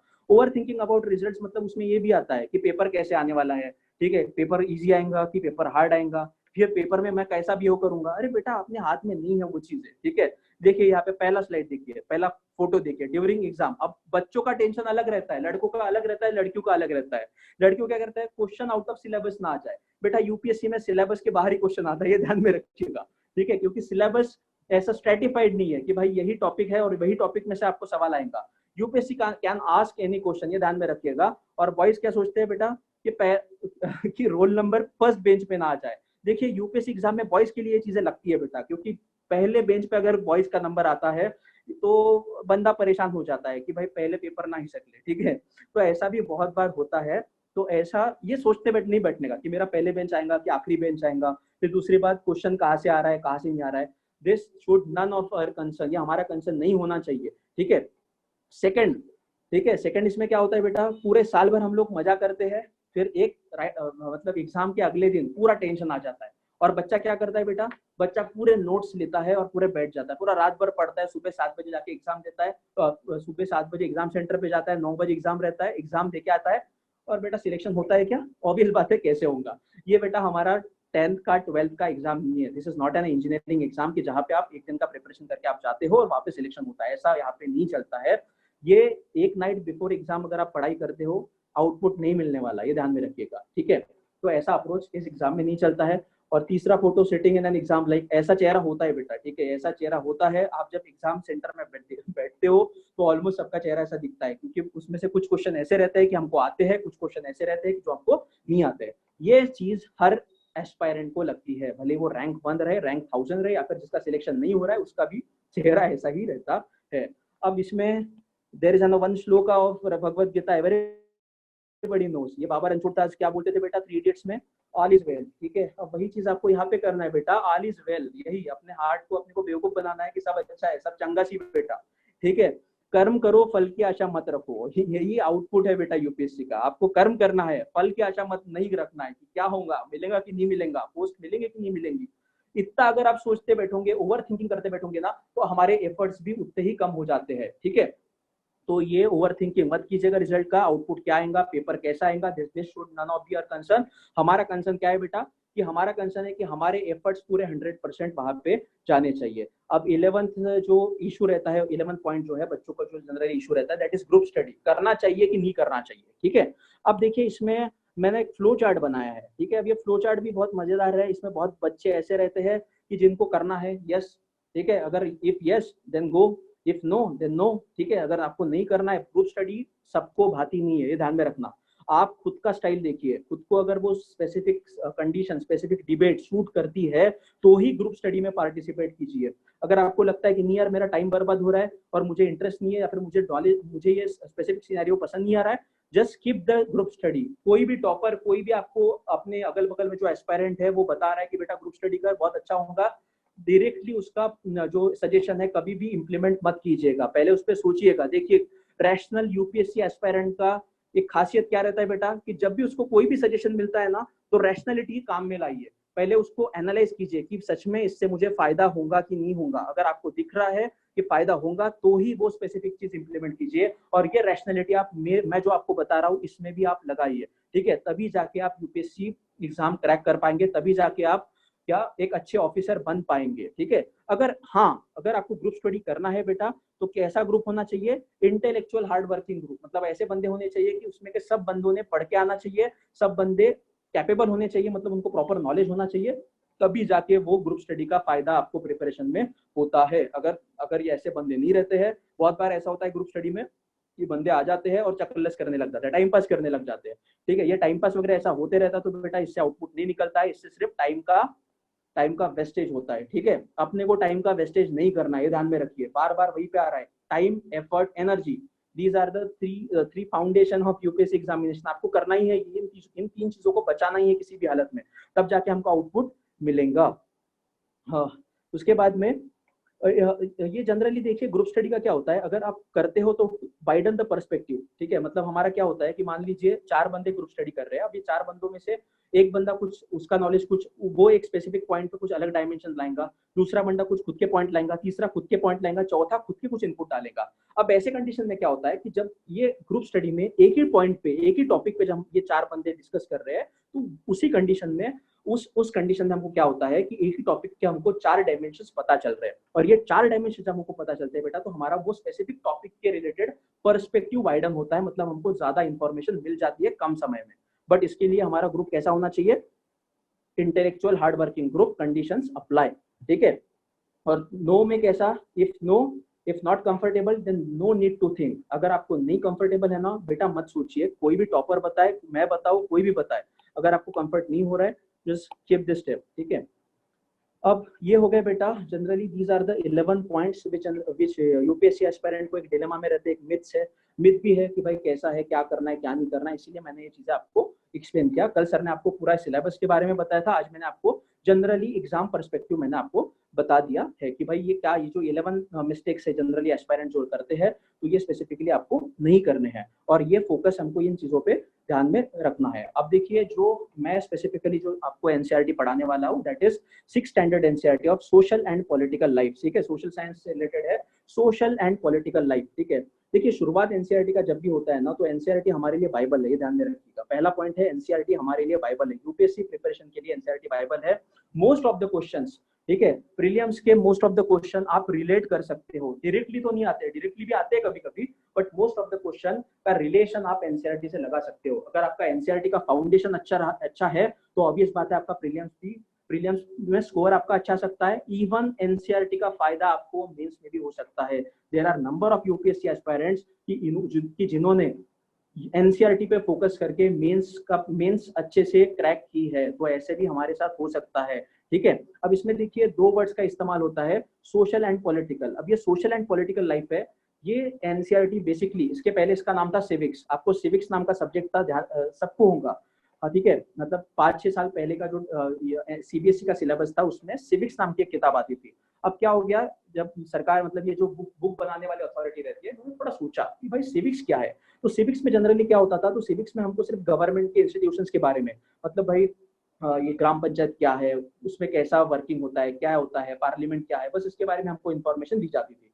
बट ये इन्फॉर्मेशन एक लिमिट तक, मतलब क्या, एक स्टैटिक इन्फॉर्मेशन का काम करती थी। इसमें बच्चा मोल्ड नहीं होता था, मतलब जो पर्पस होना चाहिए बुक का, किताब का पर्पस, एजुकेशन का पर्पस क्या होना चाहिए, एजुकेशन का पर्पस होना चाहिए कि बच्चा एक सोसाइटल एंगल से चीजों को देखे। तो ये पर्पस वो सिविक्स की किताब से नहीं होता था। सिविक्स का लिटरल मीनिंग क्या होता है बेटा, रिलेटिंग टू सिटीजन, ठीक है, मतलब सिटीजन से रिलेटेड जो भी गवर्नमेंट इंस्टीट्यूशन है उसके बारे में हमको पढ़ना पड़ता है। अब वही सिविक्स का बुक इन्होंने किस में कन्वर्ट किया है, सोशल एंड पॉलिटिकल लाइफ। मतलब क्या, इसमें आपको सिविक्स के बारे में, मतलब जो गवर्नमेंट इंस्टीट्यूशंस है उनके बारे में तो आपको इन्फॉर्मेशन मिलेंगी ही, but along with the government institutions आपको क्या क्या मिलेगा बेटा, एक सोशल पर्सपेक्टिव मिलेगा कि भाई समाज में क्या चलता है, ठीक है, what is political, what is social, तो इसके भी बारे में आपको इसमें बताया जाएगा। और जो सोशल प्रॉब्लम्स है, बेसिकली देखिए सोशल प्रॉब्लम्स आपको भी पता है, यूपीएससी एग्जाम ऐसा कुछ डिफरेंट एग्जाम नहीं है बेटा, ये ध्यान में रखिएगा। यूपीएससी एग्जाम अगर आपको क्रैक करना है तो आपको भी अपने आंखें हमेशा खुली रखनी पड़ेंगी। यूपीएससी क्या है, यूपीएससी अपने सोसाइटी का ही स्टडी है। सिंपल सेंस में अगर मैं एक शब्दों में एक एक एक एक, एक सेंटेंस में अगर मैं डिफाइन करूं यूपीएससी को, तो एक सेंटेंस में यूपीएससी क्या है, it is the study of an society, ठीक है, in an concise manner, it is the study of an society in an concise manner, ये यूपीएससी का डेफिनेशन है। तो ऐसे कंडीशन में समाज में हमको जो भी हमको दिखता है वही चीजें हमको यूपीएससी पूछती है, ये ध्यान में रखिएगा। हमको कुछ अलग नहीं पढ़ना है, हमने जो बचपन से लेके अभी तक पढ़ा है उसको ही हमको प्रोसेस करना है, उसको ही हमको एनालाइज करना है और उसको ही हमको एग्जाम में जाके लिख के आना है ताकि हमारा सिलेक्शन हो, ठीक है। तो सोशल देखिए, सोशल का क्या है, enjoys being with others. Social का डेफिनेशन अगर जनरल सेंस में देखा जाए, देखिए कोई भी यूपीएससी कभी आपको ऐसा नहीं बोलेगा कि बेटा मुझे जो किताब में लिखी हुई डेफिनेशन है वही मुझे दे, ऐसा यूपीएससी कभी आपको नहीं बोलेगा। आपके मन में जो दिख रहा है आपको, वो भी अगर आपने लिखा तो भी सफिशिएंट है बेटा। और ये ध्यान में रखना, इसको क्रिएटिविटी कहते हैं। आप जो खुद का डेफिनेशन लिखोगे ना एग्जाम में, that is creativity, and UPSC वो डिमांड करता है, ये ध्यान में रखिएगा, ठीक है। जब आप ये चीजों पे फोकस करते हो ना, तब आपको आउटपुट अच्छा मिलता है, तब आपको दिखता है कि नहीं भाई मेरा रैंक वहां पे आने वाला है, ठीक है। तो सोशल का डेफिनेशन क्या है, सोशल का है enjoys, the person who enjoys being with others, ठीक है। ऑब्वियस बात है बेटा, human being is a social animal, ठीक है। हम लोग देखिए बचपन से सुनते आ रहे स्टेटमेंट को, human being as a social animal. Social animal मतलब क्या, कि हमको ग्रुप में रहना पसंद आता है। अब देखिए इस चीज को मैं करंट से कैसे जोड़ सकता हूँ, करंट से मतलब लीजिए अभी करंट का एग्जांपल, कोरोना के कारण क्या हो रहा है बेटा, लॉकडाउन हो चुका था, ठीक है, अभी ठीक है, अभी उठ गया थोड़ा, बट कंप्लीट लॉकडाउन अभी नहीं हो चुका है। बट ये कोरोना के कारण जो लॉकडाउन हुआ उसमें क्या हो गया कि जो सोशल गैदरिंग थी लोगों की वो बंद हो गई, ठीक है, सोशल गैदरिंग बंद हो गई। एक लिमिट तक सरकार ने कोशिश किया कि ठीक है भाई लोगों को मना करते हैं, एक महीना हो गया, 2 महीना हो गया, तीसरा महीना शुरू हो गया, उसके बाद क्या हो गया बेटा, human being is a social animal. मतलब क्या, कि ह्यूमन बीइंग को ग्रुप में रहना पसंद आता है, उसको एक में से मिलना पसंद आता है। तो ऐसे कंडीशन में लोगों का पेशेंस खत्म हो गया और लोग क्या करने लगे, बाहर निकलने लगे, फैमिली रिलेटिव्स के यहाँ पे जाने लगे, दोस्तों से मिलने लगे। अब ये होता है सोशल का मतलब, ठीक है। ऐसे हमको करंट से रिलेट करना आना चाहिए कि भाई कोरोना में हम लोग के सोशल का क्या मतलब, कैसे रिलेट कर सकते हैं। तो पहला क्या है, a person who enjoys being with others, and second he has to do with people living in groups। मतलब क्या, सोशल का एक दूसरा मीनिंग क्या हो सकता है, पीपल जो ग्रुप में रहते हैं। अब ऑब्वियस बात है बेटा, सोशल गैदरिंग बेसिकली वही रहता है, ठीक है। इवन आप अगर ऑफलाइन क्लास में अगर साथ में आते हो, that is also an kind of an social, ठीक है। तो ये सोशल का डेफिनेशन हो गया। Second, political. What is the definition of political, एक रॉ सेंस में अगर देखा जाए, ऑफ और रिलेटिंग टू गवर्नमेंट और कंडक्ट ऑफ गवर्नमेंट। क्या मतलब, जो भी चीजें गवर्नमेंट के साथ में जुड़ी हुई है या फिर गवर्नमेंट कैसी चलती है, इनके बारे में अगर आपको देखना है तो उसको ही हम लोग एक शब्द में क्या कहते हैं, पॉलिटिकल। मतलब पॉलिटिकल ये क्या हो गया बेटा, पॉलिटिकल ये कीवर्ड हो गया, ये ध्यान में रखिएगा। पॉलिटिकल क्या हो गया, इट इज अन कीवर्ड, ठीक है, जिसकी मैंने पहले आपको बात की थी नोट्स मेकिंग में, दैट इज अन कीवर्ड, ठीक है। दूसरा, society in organise form. Political का अगर एक रफ सेंस में या फिर एक रफ इसमें अगर मैं बोलना चाहूँ कि क्या हो सकता है, तो it is an society in organise form. मतलब क्या, कि सरकार, जो सरकारी यंत्रणाएं रहती है, government institutions, basically what are they are the institutions which are organised, ठीक है। तो पॉलिटिकल को हम लोग बोल सकते हैं कि society is an organise form. देखिए ये डेफिनेशन मैंने मन से बनाया हुआ है, it is not written in NCERT. NCERT का डेफिनेशन जब आएगा तो मैं बताऊंगा आपको। बट ये देखिए, ऐसे सिंपल डेफिनेशंस भी आपको अगर पता होना चाहिए, ठीक है। तो ऐसा आपको बनाना पड़ेगा। जब आप एक दो महीने में प्रिपरेशन आपका हो जाएगा तो आप खुद ब खुद इस लेवल पे आ जाओगे, ठीक है। तो ये हमारा social and political life 1 this is the first NCERT from 6th standard related to social science. ठीक है, तो आगे चलते हैं, एक मिनट। हाँ, अब ये जो किताब है बेटा 6th स्टैंडर्ड का सोशल सॉरी ये जो किताब है 6th स्टैंडर्ड का सोशल एंड पॉलिटिकल लाइफ, ये 4 सेक्शन में डिवाइडेड है। पहला जो सेक्शन है दैट इज ऑफ डाइवर्सिटी। ठीक है, मतलब डाइवर्सिटी मतलब विविधता। ठीक है, हिंदी में अगर बात की जाए तो उसको बोलते हैं विविधता। ठीक है, मोदी जी तो सबको पता है बेटा। अब मोदी जी को आपको पता होगा, मोदी जी एक स्टेटमेंट बहुत बार बोलते हैं, एकता में विविधता। ठीक है, जो स्टैच्यू ऑफ यूनिटी गुजरात में बना हुआ है that also symbolizes the unity in diversity. ठीक है, यूनिटी इन डाइवर्सिटी मतलब क्या, यूनिटी एंड डाइवर्सिटी वो सिग्निफाई करता है। तो ऑब्वियस बात है मोदी जी उस डाइवर्सिटी में फोकस करते हैं। उनको भी पता है कि नंबर ऑफ रिलीजन के लोग रहते हैं, डिफरेंट रिलीजन के लोग इंडिया में रहते हैं, डिफरेंट लैंग्वेज के लोग इंडिया में रहते हैं, डिफरेंट कल्चर के लोग इंडिया में रहते हैं, डिफरेंट कलर के लोग इंडिया में रहते हैं, डिफरेंट रेस के लोग इंडिया में रहते हैं। तो ऑब्वियस बात है ये डाइवर्सिटी है बेटा, and this diversity is the foundation of our nation. तो ऑब्वियस बात है एनसीईआरटी ने भी पहला चैप्टर किस पे फोकस किया है, डाइवर्सिटी पे, कि बच्चों को समझे कि भाई डाइवर्सिटी बेसिकली क्या है। अब ये डाइवर्सिटी काय की होती है बेटा, लैंग्वेज की होती है। अब आपको पता है कि आपकी ही जब आप स्कूल में होंगे तो आपकी ही क्लास में नंबर ऑफ स्टूडेंट्स, कोई हिंदी बोलता है, कोई मराठी बोलता है, कोई पंजाबी बोलता है, कोई उर्दू बोलता है, कोई Tamil, Telugu, number of languages are there. Almost अगर पूरे इंडिया की बात की जाए तो इंडिया में 1600 भाषाएं बोली जाती है बेटा। कितनी भाषाएं बोली जाती है, 1600 languages are spoken in India. और इसमें के कुछ भाषाएं तो एक्सटिंक्ट भी हो चुकी है, मतलब खत्म हो चुकी है। तो आप सोचिए 1600 भाषाएं बोली जाती है, और उसमें के मेजर भाषाएं जो है वो आपको पता है कि जितने स्टेट से उनकी, तो ऐसा 1600 भाषाएं इंडिया में बोली जाती है। तो आप डाइवर्सिटी देख सकते हैं सिर्फ लैंग्वेज में। फिर आता है कल्चर का। कल्चर मतलब क्या बेटा, कि महाराष्ट्रियन कल्चर अलग है, हिंदी कल्चर अलग है, फिर मुस्लिम्स कल्चर अलग है। तो ये कल्चर अलग अलग जो लोग रहते हैं उनका ग्रुप जो कम्युनिटी रहती है उनके कल्चर डिफरेंट रहता है। इवन ट्राइबल लोगों का कल्चर भी डिफरेंट रहता है। तीसरा है रिलीजन, धर्म। आपको पता है कि रिलीजन में भी बहुत ये रहते हैं, अलग अलग प्रकार के रिलीजन है। अगर इंडिया की बात की जाए तो ऑलमोस्ट दुनिया में जितने भी रिलीजन एग्जिस्ट करते हैं उनका एग्जिस्टेंस इंडिया में है। ठीक है, उसमें सबसे मेजर रिलीजन कौन सा है बेटा, हिंदुइज्म, हिंदुइज्म, इस्लाम, सिख, ठीक है, फिर बुद्धिज्म। तो ऐसे number of religion are there in India. Next colourism. Colourism मतलब क्या बेटा, कलर के आधार पे भेदभाव। Basically it is an type of discrimination. Discrimination मतलब क्या, भेदभाव। कलरिज्म मतलब क्या, कि मेरा व्हाइट कलर है, तुम्हारा ब्लैक कलर है, फिर उसका कुछ दूसरा कलर है, तो ये कलर के बेसिस पे जो भेदभाव होता है इसको कलरिज्म कहते हैं। फिर आपको racism, the colourism is an type of an racism, ये ध्यान में रखना। आपको पता होगा कि अब देखिए मैं इसको कैसे करंट के साथ में रिलेट करता हूँ। जस्ट नोट इस पे फोकस कीजिए कि how I am relating to the current thing. Colourism कहाँ पे आता है बेटा, आपको पता है कि यूएसए में भी बहुत राइट्स चल रहे हैं, civil war kind of an situation आ गई है यूएसए में।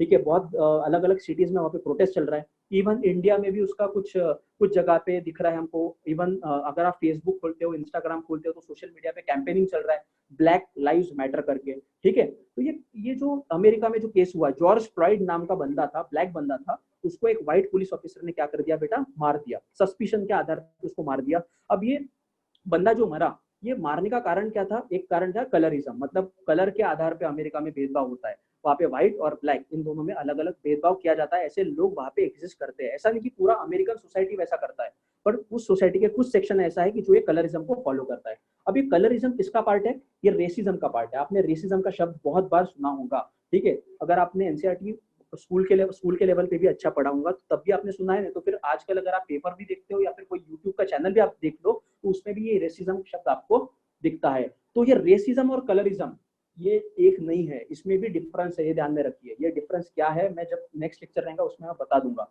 कि what is the basic difference between racism and colourism. पर racism is a broader terminology.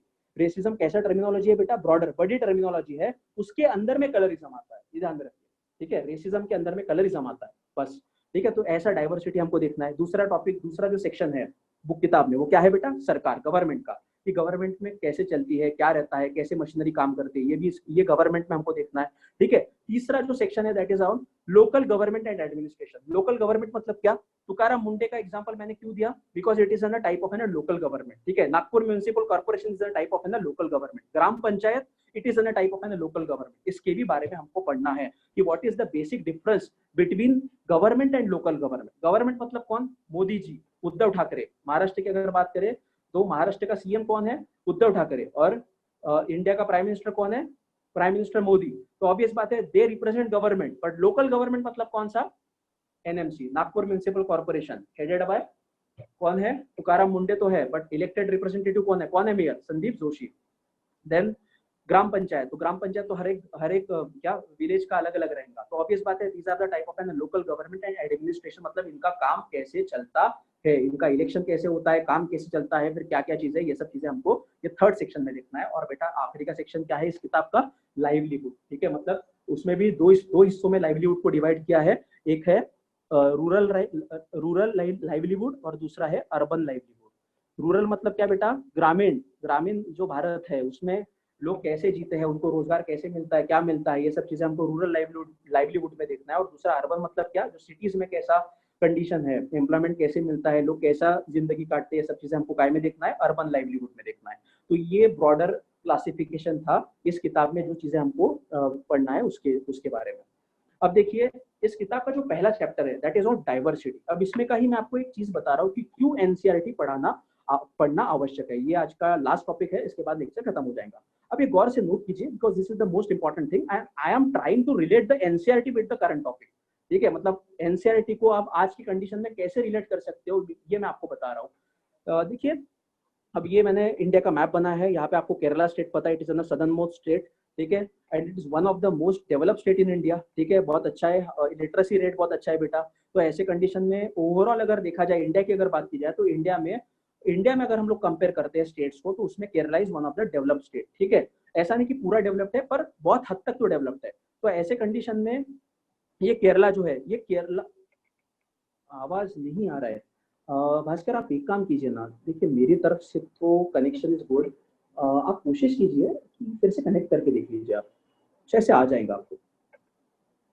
ठीक है, हाँ, तो केरला, ये केरला क्या इन्फॉर्मेशन बेटा, बेसिक इन्फॉर्मेशन केरला को आपको एनसीईआरटी का जो सोशल एंड पॉलिटिकल लाइफ मैंने आपको जो किताब दिखाई ना, इसका जो पहला चैप्टर है डाइवर्सिटी नाम का, ये पहले चैप्टर में आपको केरला का पूरा इन्फॉर्मेशन वहां पे दिया गया है कि केरला में मतलब कैसे cultural and geographical historical and geographical, इन दोनों कारणों के कारण कैसे केरला इतना डाइवर्स सोसाइटी केरला में एग्जिस्ट करती है, इसके बारे में हमको वो स्पेसिफिक फर्स्ट चैप्टर में बताया गया है।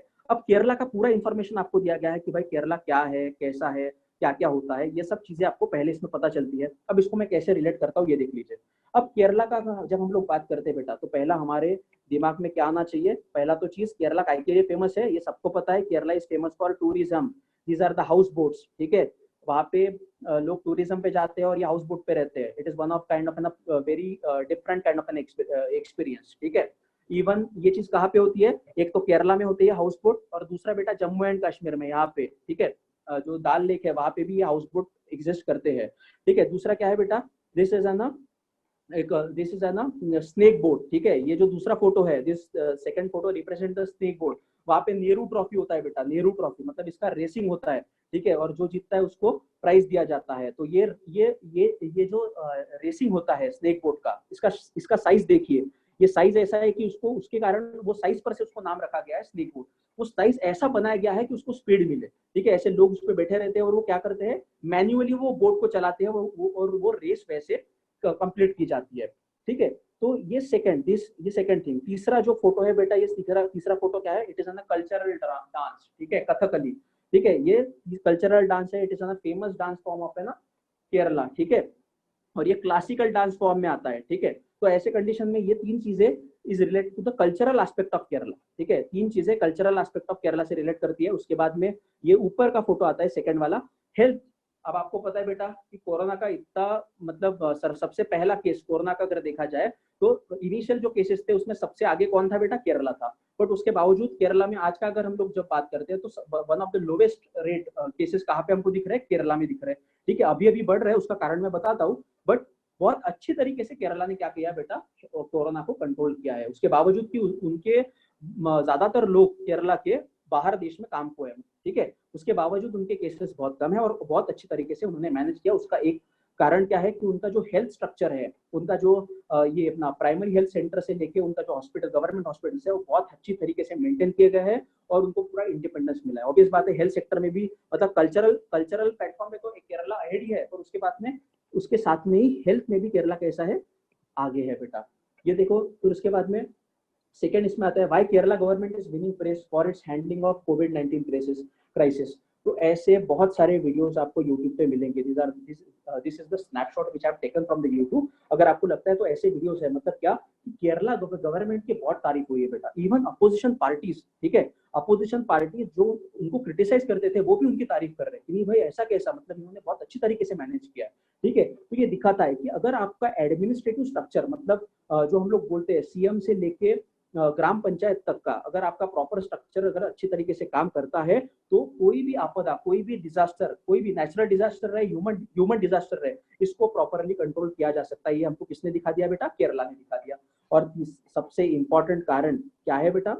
Government of Kerala, education department, ठीक है। ये जो लोगो है, this is the logo of है ना, एजुकेशन डिपार्टमेंट ऑफ केरला। इसका मतलब क्या है कि आपको पता है कि the highest literate state in all over India is Kerala. तो ये लिटरेसी डायरेक्टली, ये अभी कोरोना का केस रहे या फिर कोई भी हेल्थ रिलेटेड रहे या फिर एजुकेशन का लेवल रहे, ये लिटरेसी के कारण ही केरला इतना आगे बढ़ पाया है, ठीक है। तो ये सब चीजें केरला का एक मल्टी डायमेंशनल व्यू मैंने आपको बता दिया कि पहला तो कल्चरल एस्पेक्ट तो है, कल्चरल डाइवर्सिटी तो बहुत है केरला में। उसके बाद में हेल्थ में भी केरला फोकस कर रहा है, फिर उसके बाद में एजुकेशन सेक्टर में भी केरला फोकस कर रहा है। इवन इंडस्ट्रीज, मतलब जो लोकल इंडस्ट्रीज है वो भी वहां पे बहुत अच्छी तरीके से एस्टेब्लिश हो चुकी है और नए नए मॉडल्स भी केरला ला रहा है। तो ये सब हो गया केरला के बारे में। इसके बाद में अब केरला ने ऐसा अलग क्या किया, ठीक है।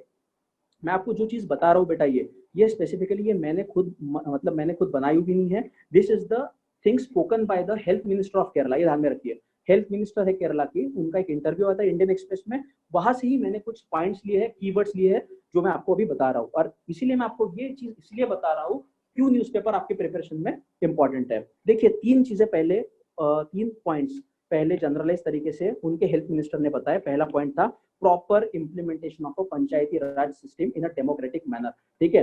पंचायती राज सिस्टम क्या रहती है, मतलब अभी के लिए आप इतना ध्यान में रखो, पंचायती राज सिस्टम मतलब जो ग्राम पंचायत हो गया या फिर उसके ऊपर जिला परिषद हो गया, ये इनका जो नाम हम सुनते हैं, इवन हमारा Nagpur municipal corporation is an part of है ना पंचायती राज सिस्टम, ठीक है। तो इसमें क्या होता है, इसमें जो लास्ट रंग के जो लीडर्स रहते हैं, मतलब क्या, एकदम आखिरी के जो तबका रहता है, उनका जो लीडर रहता है उसके हाथ में पावर दिए जाते हैं। और अगर देखा जाए केरला की, तो ये चीज पूरे भारत में है बरा, पंचायती राज सिस्टम का इंप्लीमेंटेशन पूरे भारत में किया गया है, पूरे इंडिया में एग्जिस्ट करता है, बट इसका अच्छी तरीके से इंप्लीमेंटेशन कहाँ पे हुआ है? केरला में हुआ है। इसका मतलब क्या कि मान लीजिए अगर मैं कोई गांव में हूँ, मैं केरला के किसी गांव में हूँ, मुझे कोरोना हुआ है, तो ऑब्वियस बात है अगर वही केस अगर दूसरे स्टेट में होती है तो मुझे सीधा सिटी में भेजा जाता है, बट केरला में ऐसा नहीं होता है। केरला में वो स्पेसिफिक ग्राम पंचायत मेरा इंतजाम करती है, वो मुझे क्वारंटाइन करती है, मेरे खाने पीने का पूरा रहने का भी प्रबंध वो वही गांव में किया जाता है ग्राम पंचायत की तरफ से। इसका मतलब क्या, अब ग्राम पंचायत ये कब कर सकती है बेटा? जब उसके पास में पैसा होगा, जब उसके पास में रिसोर्सेस होंगे,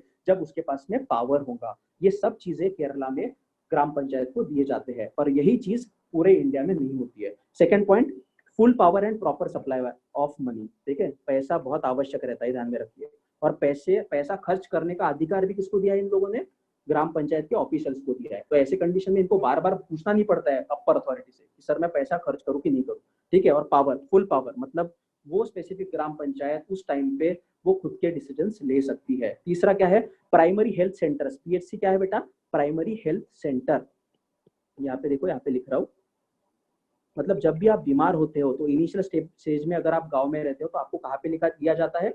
आपको प्राइमरी हेल्थ सेंटर में लेके जाया जाता है, ठीक है। तो ये प्राइमरी हेल्थ सेंटर में आपको जो इनिशियल मेडिकेशन दिए जाते हैं, और उस वहाँ पे ही कोशिश की जाती है कि आपका जो भी डिसीज है या फिर आपको जो भी प्रॉब्लम आ रही है वहाँ पे क्योर की जाए। इनकेस अगर आपको वहाँ पे क्योर नहीं मिल रहा है तो आप सेकंड स्टेज पे जाते हो, मतलब सेकेंडरी स्टेज पे जाते हो। सेकेंडरी स्टेज पे भी नहीं मिलता है तो टर्शियरी स्टेज पे जाते हो। तो ऐसा फिर लास्ट स्टेज क्या रहता है बेटा? हॉस्पिटल। और हॉस्पिटल में भी कौन सा? वो आईसीयू में, ठीक है। तो primary health centre under control of gram panchayat, मतलब क्या, ये जो हेल्थ सेंटर है, ये हेल्थ सेंटर भी किसके नीचे काम करते हैं? ग्राम पंचायत के नीचे काम करते हैं। तो ये 3 इंपॉर्टेंट चीजें पहले उन्होंने बताई, फिर उन्होंने बोला कि केरला ने कैसे कंट्रोल किया कोरोना को, ठीक है। अब पहला क्या किया बेटा? पहला उन्होंने कंट्रोल किया using technology called for contact tracing, ठीक है। कॉन्टैक्ट ट्रेसिंग मतलब क्या कि ये वर्ड आपने बहुत बार सुना होगा, पेपर में भी आपने सुना होगा। इसमें क्या होता है कि मान लीजिए मुझे कोरोना होता है तो मैं दूसरे को अगर हाथ लगाता हूँ तो उसको भी हो जाएगा, उसने अगर तीसरे को लगाया तो उसको भी हो जाएगा। This is known as a contact tracing. तो मतलब मेरा कॉन्टैक्ट कितने लोगों के साथ आया है उसको सबको ट्रेस करना है। तो इसके लिए केरला ने किसका इस्तेमाल किया बेटा? टेक्नोलॉजी का इस्तेमाल किया, पहला पॉइंट।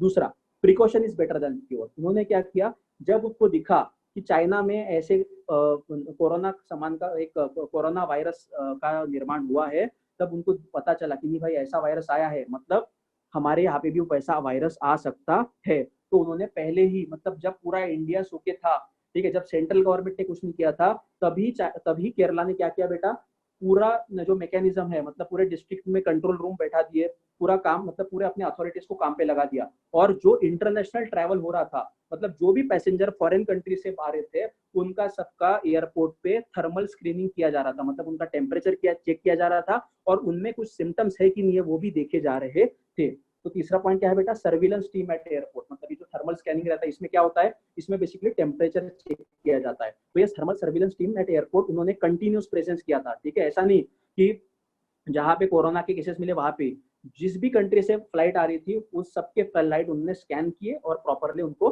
ट्रीटमेंट दिया। आखिरी पॉइंट क्या है, केरला स्ट्रेटेजी। अब केरला की ये अलग स्ट्रेटेजी है बेटा, ये ध्यान में रखिए। उन्होंने क्या किया, जनरली अगर हम लोग देखते हैं, जो WHO वर्ल्ड हेल्थ ऑर्गेनाइजेशन नाम का एक इंटरनेशनल ऑर्गेनाइजेशन है, अब वो क्या बोलता है कि टेस्टिंग करो, बहुत ज्यादा टेस्टिंग करो, मतलब आप जितने ज्यादा केसेस टेस्ट करोगे उतने ज्यादा आपको आउटपुट में, मतलब उतने ज्यादा आपको केस सामने आके मिलेंगे। बट केरला ने क्या बोला, उन्होंने, उनके हेल्थ मिनिस्टर ने बोला नहीं, हमने सिर्फ टेस्ट नहीं किए, हमने टेस्ट को प्रॉपर स्ट्रेटेजी बनाई और उसके साथ में हमने टेस्टिंग किया। तो उन्होंने कौन सा मॉडल अपनाया, पहले उन्होंने ट्रेस किया। ट्रेस मतलब क्या, पहले जो बंदा कहाँ से आया है, कहाँ पे आया है, उसको पहले ट्रेस किया। ट्रेस करने के बाद अगर वो आता है, अगर जहाँ पे अगर कोरोना रहता है वहां से अगर वो आता है, तो उसको क्या किया, क्वारंटाइन किया। क्वारंटाइन करने के बाद में क्या किया, टेस्ट किया। मतलब अगर क्वारंटाइन करने के बाद टेस्ट कब किया, जब उसमें सिम्टम्स दिखे तभी उसमें वो टेस्ट किया गया। टेस्ट करने के बाद अगर उसका केस पॉजिटिव है तो उसको आइसोलेट किया गया और उसका ट्रीटमेंट शुरू किया गया। तो ये ऐसा पूरा एक प्रॉपर मैकेनिज्म केरला ने इम्प्लीमेंट किया। और बेटा ये चीजें अगर आप डायरेक्टली देखो, ये कोई हार्ड एंड फास्ट बहुत ही ऐसा मतलब टेक्निकल चीजें नहीं है, ये चीजें आपको पता है। आप अगर आप 3 महीने से वही देख रहे हो, पूरा न्यूज चैनल कोरोना से भरा पड़ा है, ठीक है, इवन यूट्यूब पे जाते हो वहां पे भी आपको कोरोना के 100 वीडियो दिखते हैं बेटा। तो ऐसे कंडीशन में आपके लिए कुछ नया नहीं है। क्वारंटीन मतलब क्या, एक रूम में बंद कर देना, ठीक है। ट्रेस मतलब क्या, कि वो स्पेसिफिक पेशेंट के कहाँ पे कॉन्टैक्ट आए उसको ट्रेसिंग करना। टेस्ट मतलब क्या, टेस्ट करना। आइसोलेट मतलब उसको अलग करना, हॉस्पिटल में लेके जाना और ट्रीटमेंट शुरू करना, बस खत्म। मतलब अगर आपको कल भी, मैं अगर आज भी आपको सवाल देता हूँ कि how Kerala control covid explain in detail, तो भी आप अच्छी तरीके से इतने पॉइंट से आंसर लिख सकते हो।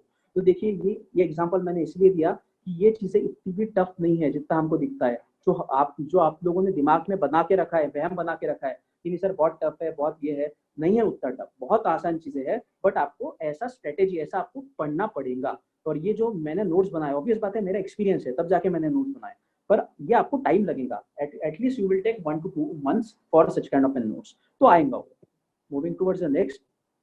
अब देखो यहाँ पे quarantine person is being watched by, और दूसरा केरला ने क्या किया, केरला ने किया quarantine person is watched by local self government body. मतलब क्या, जो ग्राम पंचायत मैंने आपको बताया, ठीक है, जो विलेज में जो रूल करता है बॉडी, वो क्या रहता है बेटा, वो ग्राम पंचायत रहता है। मतलब ये ग्राम पंचायत को उन्होंने काम पे लगाया कि ठीक है बेटा, आप जो क्वारंटाइन पर्सन है उस पर आप वॉच रखिए, वो भाग ना जाए, ठीक है, क्योंकि ऐसे बहुत सारे केसेस हुए हैं कि लोग भाग जाते हैं, लोग डर के कारण भाग रहे हैं, किसी को लग रहा है कि अब कि मुझे हॉस्पिटल में डाल दिया जाएगा, उसके कारण वो भाग रहा है। सेकंड, आंगनवाड़ी वर्कर्स, ठीक है, आंगनवाड़ी वर्कर्स को तो एक्सप्लेन करने की जरूरत नहीं है। और दूसरा, हेल्पर्स।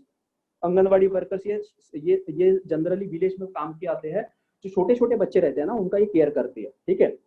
और वहाँ पे उनको न्यूट्रिशनल फूड दिया जाता है आंगनवाड़ी वर्कर्स की तरफ से, मतलब जो खाना खिचड़ी वगैरह हो गया, ये सब इनका काम रहता है। तो ये आंगनवाड़ी वर्कर्स एंड हेल्पर्स, तो इनका भी बेसिकली क्या है, ये भी इन पर वॉच रखेंगे जो क्वारंटीन रखा है। और तीसरा कौन है बेटा, आशा वर्कर्स। मतलब इन्होंने ये इन तीनों भी डिपार्टमेंट में जो लोग काम करते थे इनको काम पे लगा दिया। और आशा वर्कर्स मतलब कौन, ये एक्रेडिटेड सोशल हेल्थ एक्टिविस्ट, ठीक है। मतलब ये हेल्थ रिलेटेड चीजें देखते हैं, जो गांव है, गांव में लोगों की तबियत कैसी है, कौन सी किसको क्या मेडिसिन चाहिए, तो ये कौन देखता है बेटा, आशा वर्कर्स देखता है। और जब ये आशा वर्कर से केस हैंडल नहीं होता है तब डॉक्टर को दिखाया जाता है। ये देखिए, ये जो आशा वर्कर्स का मैंने फोटो लगाया है, दे आर फ्रॉम महाराष्ट्र, ठीक है। इनको ड्रेस कोड दिया गया है, अलग अलग स्टेट में अलग अलग ड्रेस कोड दिया गया है, ठीक है।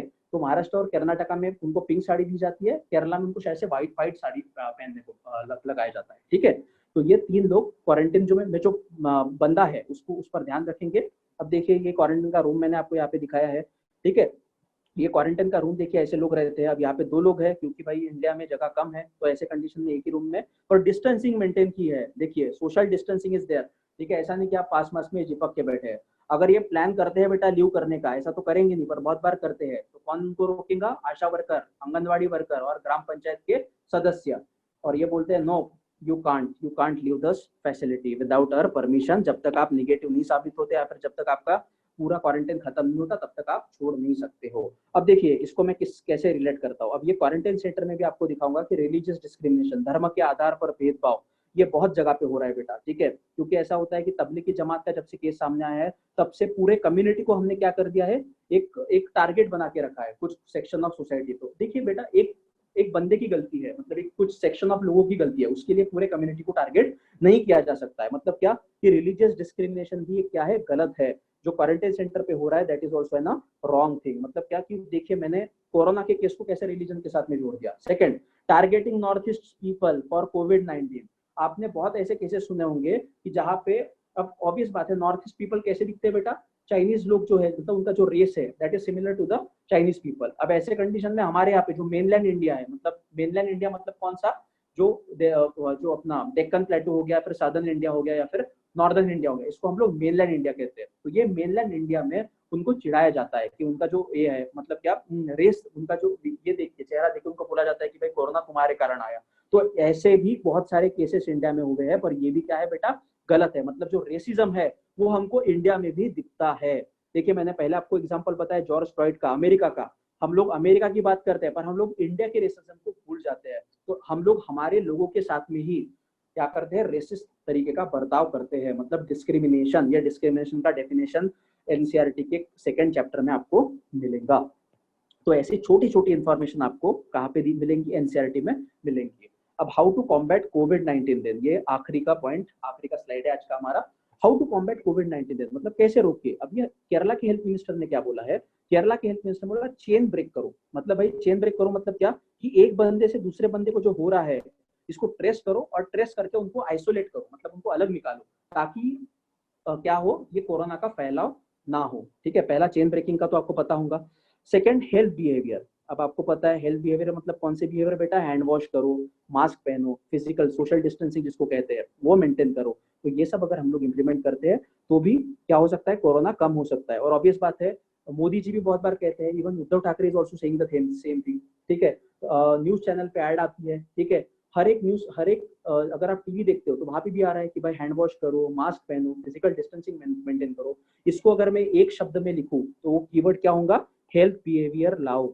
ठीक है, तीसरा बिहेवियरल चेंज लाना पड़ेगा। मतलब क्या, बिहेवियरल चेंज मतलब यही है बेटा, ये हैंड वॉश हमको करना पड़ेगा किसी भी, मतलब 1 घंटे में हमको हैंड वॉश करना पड़ेगा, फिर मास्क हमको पहनना ही पड़ेगा। तो these are all the behavioural changes. And fourth is for people.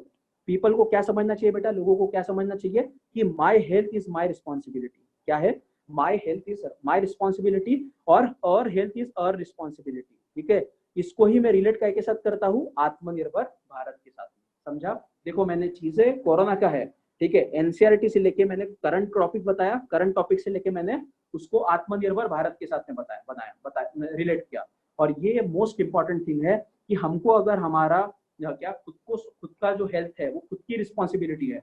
आपको कोरोना ना हो इसीलिए आपको खुद को हैंड वॉश करना पड़ेगा, खुद को मास्क पहनना पड़ेगा, खुद को सोशल डिस्टेंसिंग मेंटेन करनी पड़ेगी, तभी जाके असली सेंस में इंडिया क्या बनेगा बेटा, आत्मनिर्भर बनेगा। तो ये हो गया आज का टॉपिक। किसी को डाउट है, देखिए थोड़ा लंबा हुआ है, बट आज का मेरा पर्पस यही था कि आपको जो डाउट्स है वो आपके क्लियर करें, मतलब जो मिथ्स जनरली होते हैं, जो मिस्टेक्स हमारी तरफ से होते हैं उसको थोड़ा सॉल्व करें। और दूसरा, एनसीईआरटी का इंपॉर्टेंस क्या है। ठीक है, अब ये चीजें मैंने जो बताया बेटा, ये चीजें, इसमें से बहुत सारी चीजें आपको एनसीईआरटी में मिलेंगी।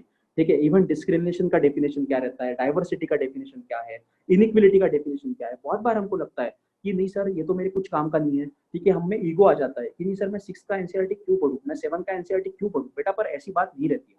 आपको अगर आपका अगर फाउंडेशन ही स्ट्रांग नहीं रहेगा ना, तो आप कभी भी अपना अच्छा बिल्डिंग नहीं बना पाओगे। और ऑब्वियस बात है, अगर आपको ये एग्जाम में क्रैक करना है तो आपका बेसिक नॉलेज, आपका फाउंडेशन उतना ही स्ट्रांग होना चाहिए। और ऑब्वियस बात है, हम लोग यहाँ पे यही कोशिश करने वाले हैं कि आपका फाउंडेशन किसी भी तरीके से हमको स्ट्रांग करना है, मतलब करना ही है।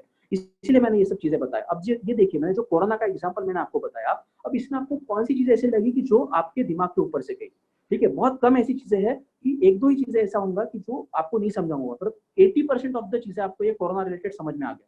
कि मैंने आपको जो आज बताया, इतना तो मुझे गारंटी है, क्योंकि आपको पता है कि 3 महीने से वही चीजें चल रहा है, 3 नहीं, ऑलमोस्ट दिसंबर के एंड से वही चीजें चल रहा है, ठीक है। तो ऑब्वियस बात है, ये चीजें ऐसी है कि हम लोग हमारे समाज में देखते हैं और यूपीएससी हमको ऐसे ही टॉपिक पे सवाल पूछती है, ठीक है। ऐसे ही चीजों को हमको रिलेट करना आना चाहिए, तभी जाके हमारा एग्जाम निकलता है। और यहाँ पे हम लोग यही कोशिश कर रहे हैं कि हम लोग आपको डायरेक्टली हम लोग आपको फीड नहीं देंगे, ठीक है।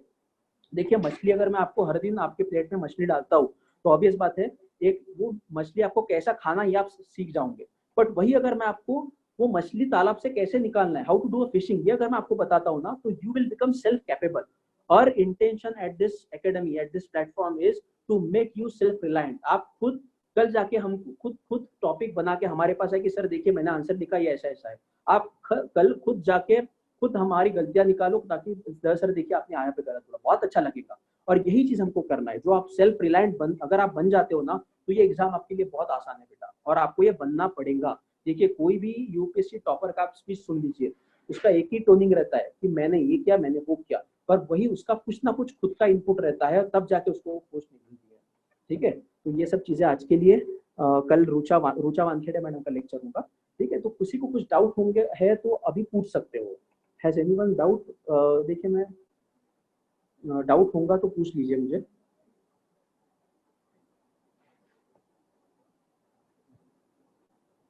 डाउट है किसी को? चैट पे कर सकते हैं, हैंड रेस करो, या फिर आप बोल सकते हो।